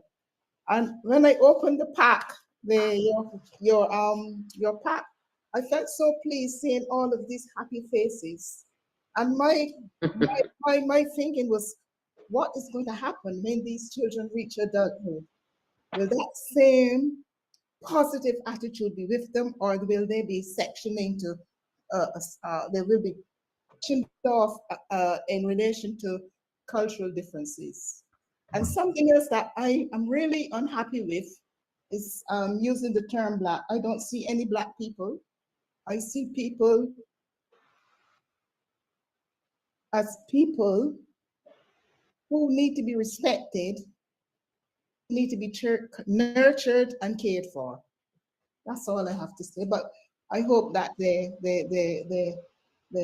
heads of services and the multi-agency and multidisciplinary approach to tackling this endemic, systemic, historical factor that is having such a detrimental impact on all our children will be addressed.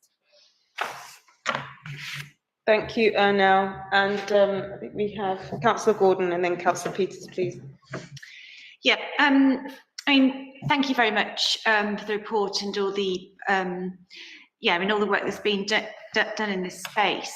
And I think it's very clear from the data that there's similar challenges in relation to staffing across the 3 services, in that, although I'm not sure we've got this for the Health and Wellbeing Board, but we do have for children and families and also for the Education Service, I mean, some really helpful data in relation to the ethnicity of staff, and it's very clear that across both services there's a far greater proportion of white staff at senior levels, and and staff from the sort of global majority at more junior levels.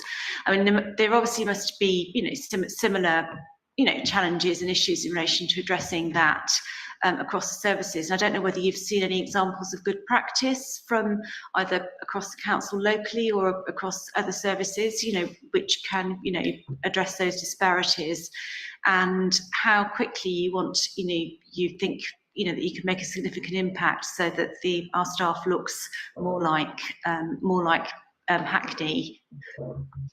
Thank you, Councillor Gordon. Councillor Peters. Clearly, NL is completely right in that our society is ingrained with racism, so it is extraordinarily positive that we have this focus on having an anti-racism policy, and that so much effort is going into that, and the level to which our society is ingrained with racism is very starkly shown in the data that's at the end of this paper, which is just jaw-dropping. A couple of very, very small points on this data is that I think it'd be helpful for on each chart to have actually the background Hackney figures and diagram that's on a few of these charts on each of them, so you see just really how disproportionate. For example, the ethnicity breakdowns of children supported by the service, or the ethnicity breakdown for children accessing a youth offending team and young Hackney, because those, that will really draw out just that extraordinary disproportion.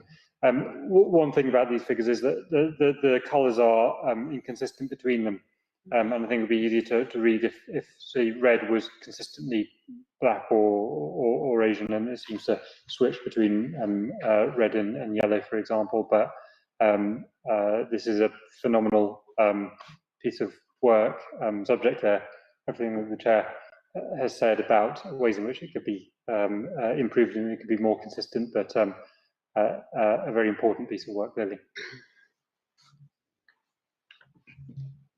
Handing over to officers. Annie, I think you wanted to come in, and Deborah. Yeah, thanks very much, Chair, and thank you, councillors, to the members of the panel for your questions. I wanted to just go back to the point about where there were areas of synergy, and I know that in the deep discussions leading up to this, which involved the range of staff across our services, there were 3 themes. Sorry, we're struggling to hear you, Annie. Sorry, which is on page 118. The first one there is about leadership and leadership leading practice, so that practice always takes a proactively anti-racist stance. And I think we will talk more about that at the coming months and report back to you on that. The second one was about staff workforce, and I know there's been a specific question about that, and I think Joe might want to come in on that. And the third one was about influencing the broader context of the lives of children and families. And these are quite broad themes. But sorry, Annie, we're still struggling a bit. Those were the three things that were in common. Probably, can you hear me now? Is that better? Yeah, sorry, I think you might have to keep your hand down. Right, I'll try and keep the microphone right in front of my mouth. And I just wanted also to come in on a point about good practice, about recruitment. We had a meeting with some school-based colleagues this afternoon about equalities, and two of them reported on actions they'd been taking to improve recruitment. One was about really making efforts to advertise in different places where the whole community would see job adverts. And the second was about governors, where there'd been some mentoring and coaching by the long-standing chair of governors, of potential governors, so that the governing body was now had equal proportions of Black and global majority governors and white governors. So there are really good case studies, I think, of improving those figures about representation.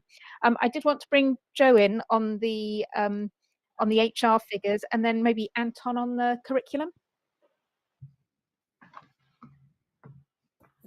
Good evening, everybody. Hello, Chair. My name's Joe Larkin, and I'm the Head of HR for Hackney Education.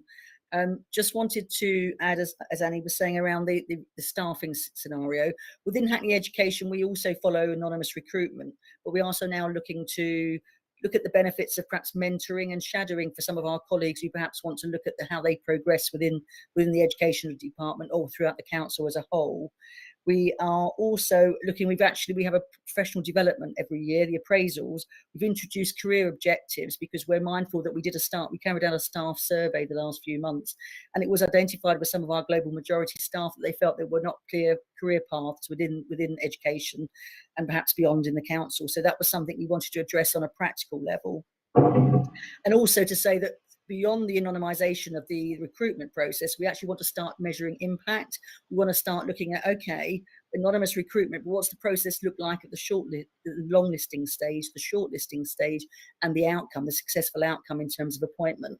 That will take a bit longer because we've really only had about 8 months of anonymous recruitment, but that's part of our medium-term plan. And just to add that with our work with the Hackney School Group Board, we have identified some very good practitioners, secondary level and primary level in schools, where we talk about growing your own, identifying those great practitioners within the schools and settings who may be interested about becoming a deputy head teacher, and executive head, and perhaps initially don't identify and see themselves as, I can do that, I want to do that work. So we've got some excellent practitioners throughout Hackney that we are starting to work with to actually then be able to sort of model that practice further afield with our schools and our settings. Thank you, Chair. Thank you, Joe. So I think we've got Deborah and then Amy, please. Oh, sorry, actually, I've gone. I think that you wanted Anton to come in, didn't you? I'll take that as the cue, Councillor Conway, thank you. And evening, everybody. I'm Anton Franchich. I'm Senior Leader at Hackney Education, and I have oversight of secondary school, special schools, and also formerly the education work stream as part of the Young Black Men programme. And in terms of the Hackney diverse curriculum, we've just transferred the leadership of that to a systems leader who's got a proven record in education. We're supporting it with a small team of writers, of curriculum developers drawn from primary and secondary, but we also want to draw in from the outside. And as somebody has already said, that we've had over 2,000 contacts, people downloaded the materials, and we've had feedback. Half of those contacts have been primary, and the other half have been secondary, local government, university, and early year settings. So in front of us, we want to respond to the feedback. We want to create more materials. We want to back up those materials with training, in other words, train the trainers, because we want to promote the diverse curriculum or its equivalent to become a platform in all schools and locally in setting the agenda for promoting anti-racism, belonging and taking a stance. The Hackney Diverse Curriculum isn't just a single entity, i.e. on Tuesday in the morning we do this, on Thursday afternoon we do that. So we want to craft something that can be modular and that schools and settings can use to permeate its existing curriculum. Hackney has over 35% of our pupils are white, 20% are Black African and 9% are Black Caribbean.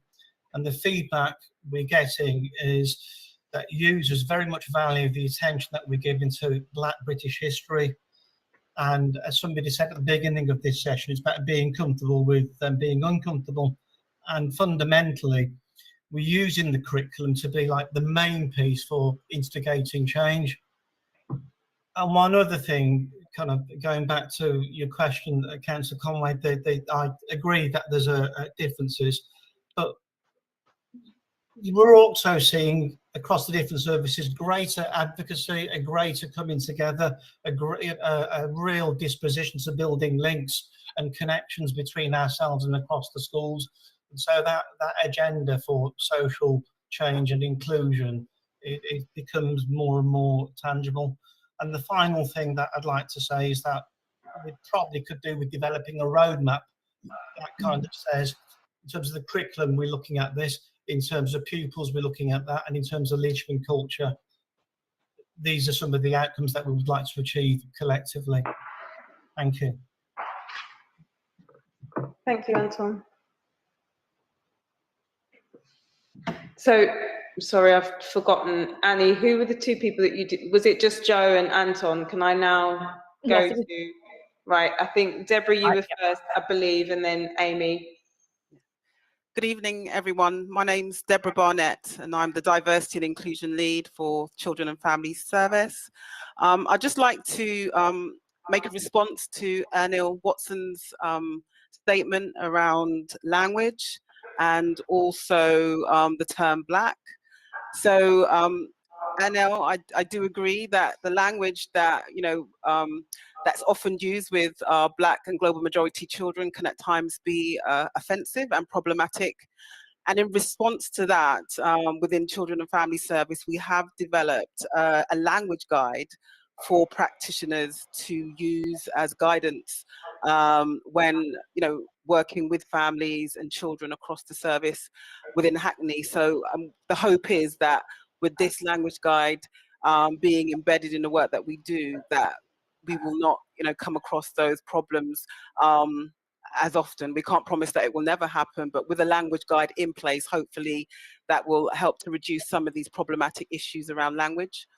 And then in response to the term Black, I have heard that quite a lot, where people have said they don't like the term Black, but we've gone with this terminology based on what staff have said. So there was a survey, there was focus groups, and we consulted staff what they felt would be the appropriate terminology.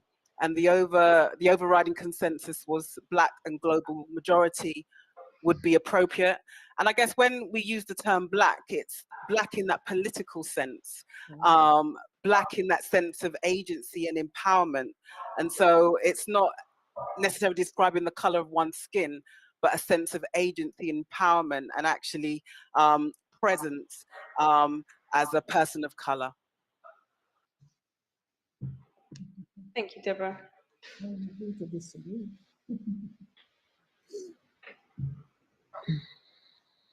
Amy, did you want to come in? Sorry, I'm just going to remind you to put yourself on mute, please, and now.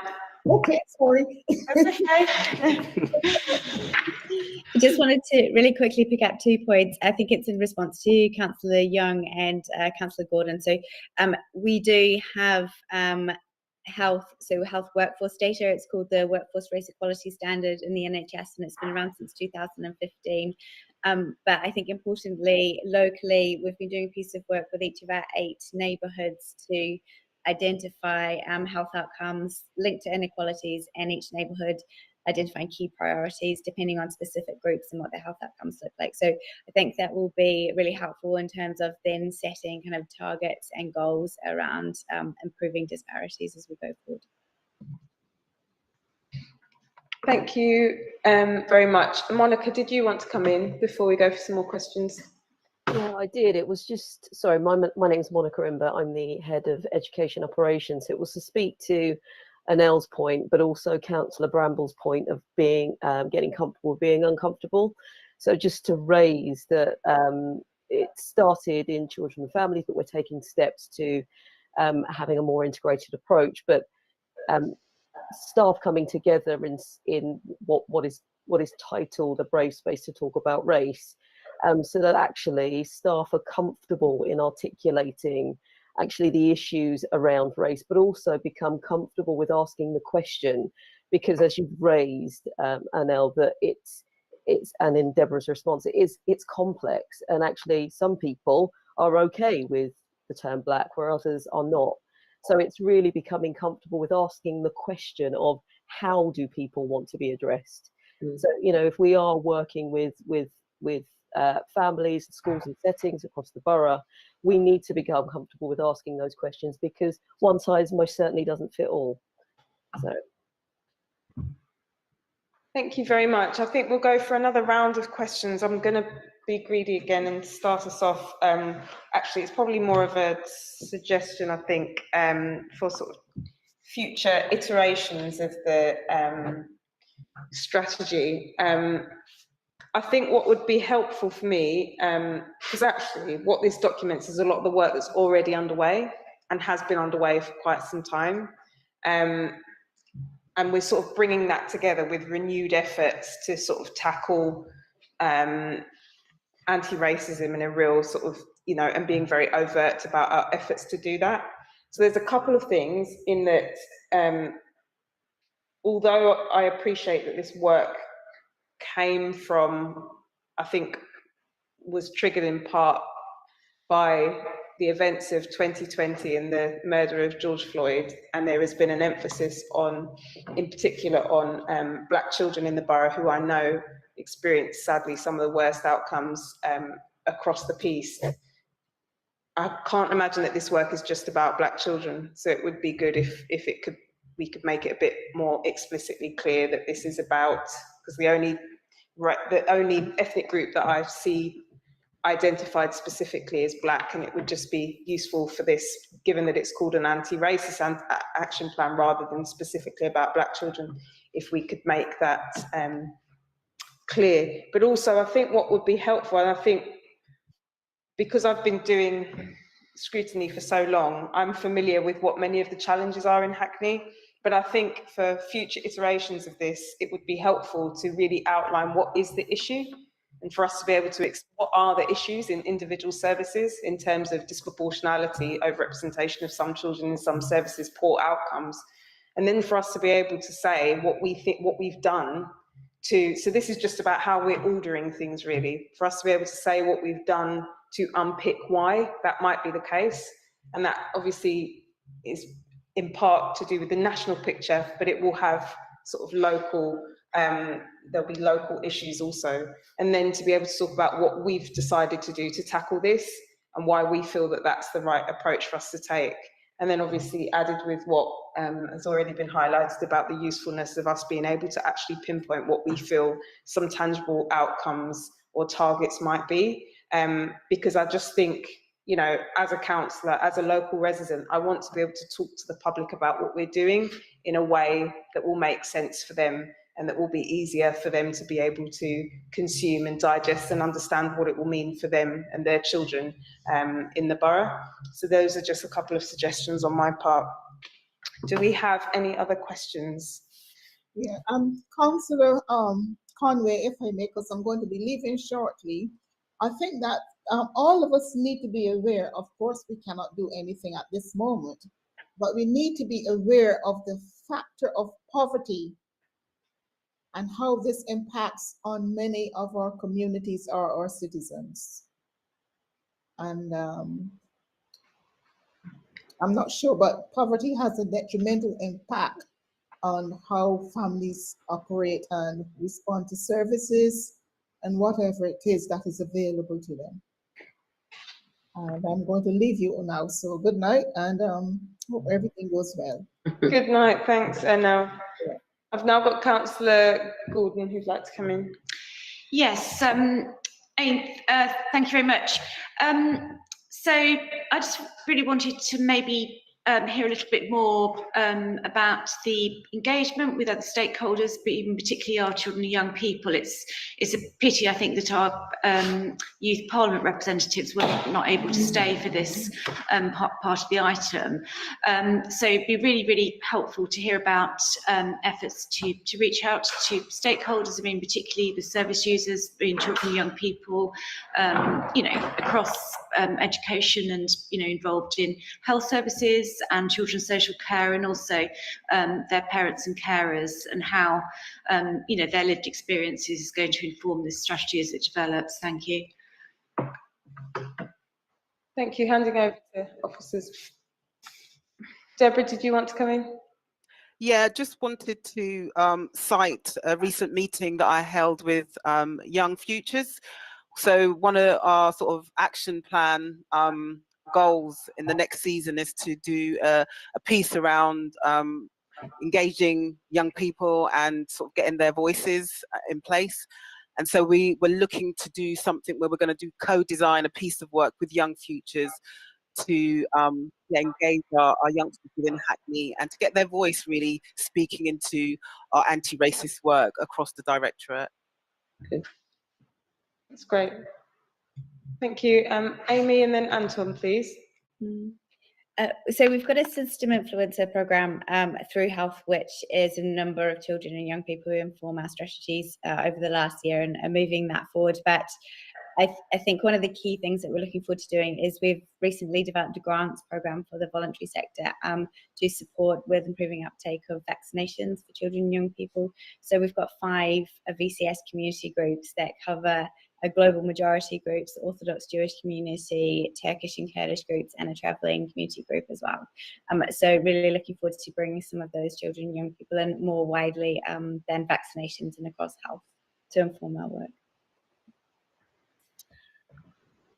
Thank you. And just following on from that, in Hackney Education, we have an initiative called Young Governors. So we're creating young governors in different governing bodies. So we've got some in primary schools, and we're about to kind of launch in secondary schools. In fact, we're meeting with Hackney Young Futures Commission tomorrow evening to talk about that initiative and also to respond to the asks. So there is work in motion, in place, at developing that engagement. And we're also, through my primary colleagues, looking at the development and the use of school councils as mechanisms for students to contribute to decision making in those settings. Thank you. That would be an improvement. Thank you very much. Do we have any other questions from the Commission? I'd just like to thank you and all of you, because there are so many of you in the room and you're all contributing towards this work. And just to recognise that much of this also hasn't just been prompted by the events of 2020. For many of you, this will have been your lived experiences as practitioners. This will be something that is close to your hearts, that affects the children and young people that you've worked with for a long time. We don't want to see these poor outcomes for ethnic minority, global majority children in the borough. We just don't, none of us do. And I'm encouraged to hear of the efforts that we're making to address this. I think that it's because this is such an issue for us across the piece. There isn't a single paper that comes to us where issues of anti-racism are not, of significance. So I think it makes sense for this to come back regularly for brief updates, and I look forward to hearing about sort of updates and improvements and results. Really, it just. I'm sure that the rest of you feel the same. Hackney just prides itself so much on being the diverse and multicultural place that it is, and this is just such a blight on our borough to be able to see the stats that we see repeatedly, and we just need to improve the outcomes for all of our young people. So yes, thank you all. Thank you all for attending, in particular those who don't usually have to deal with the Commission on a monthly basis and may be less accustomed to our interrogation. Thank you. Now moving on to the next item, which is item 7, adolescents entering care.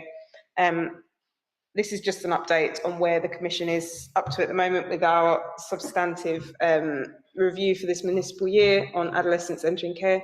Just going to hand over to Martin, who's going to provide a brief update for us. So this is just briefly just to update the Commission. Because the work is being undertaken formally as a kind of a task and finish group, really, it's just to provide that kind of thread back to the main public meeting of an update of what we're doing and the progress we've made. So we had our first meeting on 9th of February with Jackie and Diane and the Leaving Care team, just to talk about, they presented some of the data around adolescents entering care, and we heard some of the details around the service response and that, particularly around the emerging service around edge of care and how that's supporting and young people entering care. We have a focus group coming up next week with young people, adolescents, to talk about their pathways into care and how they're being supported. And we'll have a further 2 meetings. This will be a comparative kind of emphasis in these meetings, just to kind of benchmark really what we're doing, how we support adolescents entering care here and with other kind of projects and other local authorities.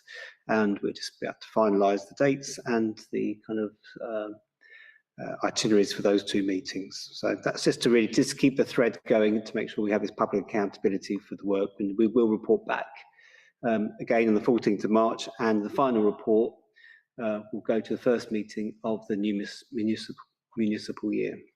Okay. Thank you very much, Martin. Now moving on to item 8, our work programme. So the latest version of the work programme for the Commission is contained in the report pack. There is one final meeting for the Commission which will take place on the 14th of March 2022, only a couple of weeks away. There are 3 main items, which is the Cabinet Q&A on CAMS with Councillor Bramble, school improvement partners, and parental engagement with schools and colleges. As the next meeting will be the last before PERDA and the end of the municipal year, there will also be an opportunity for members of the Commission to reflect on this year's work programme and plans and priorities going forward. Do members have any questions or points that they would like to raise about the work programme? No, if not, now moving on to item 9, which is the minutes. The minutes of the last meeting were not available for this meeting, but will be published in readiness for the next meeting on the 14th of March. Any other business? No, I think we're going to close the meeting. Thank you so much, everybody, for attending. Both those of you here. Thank you. Thank you. Good night. Bye.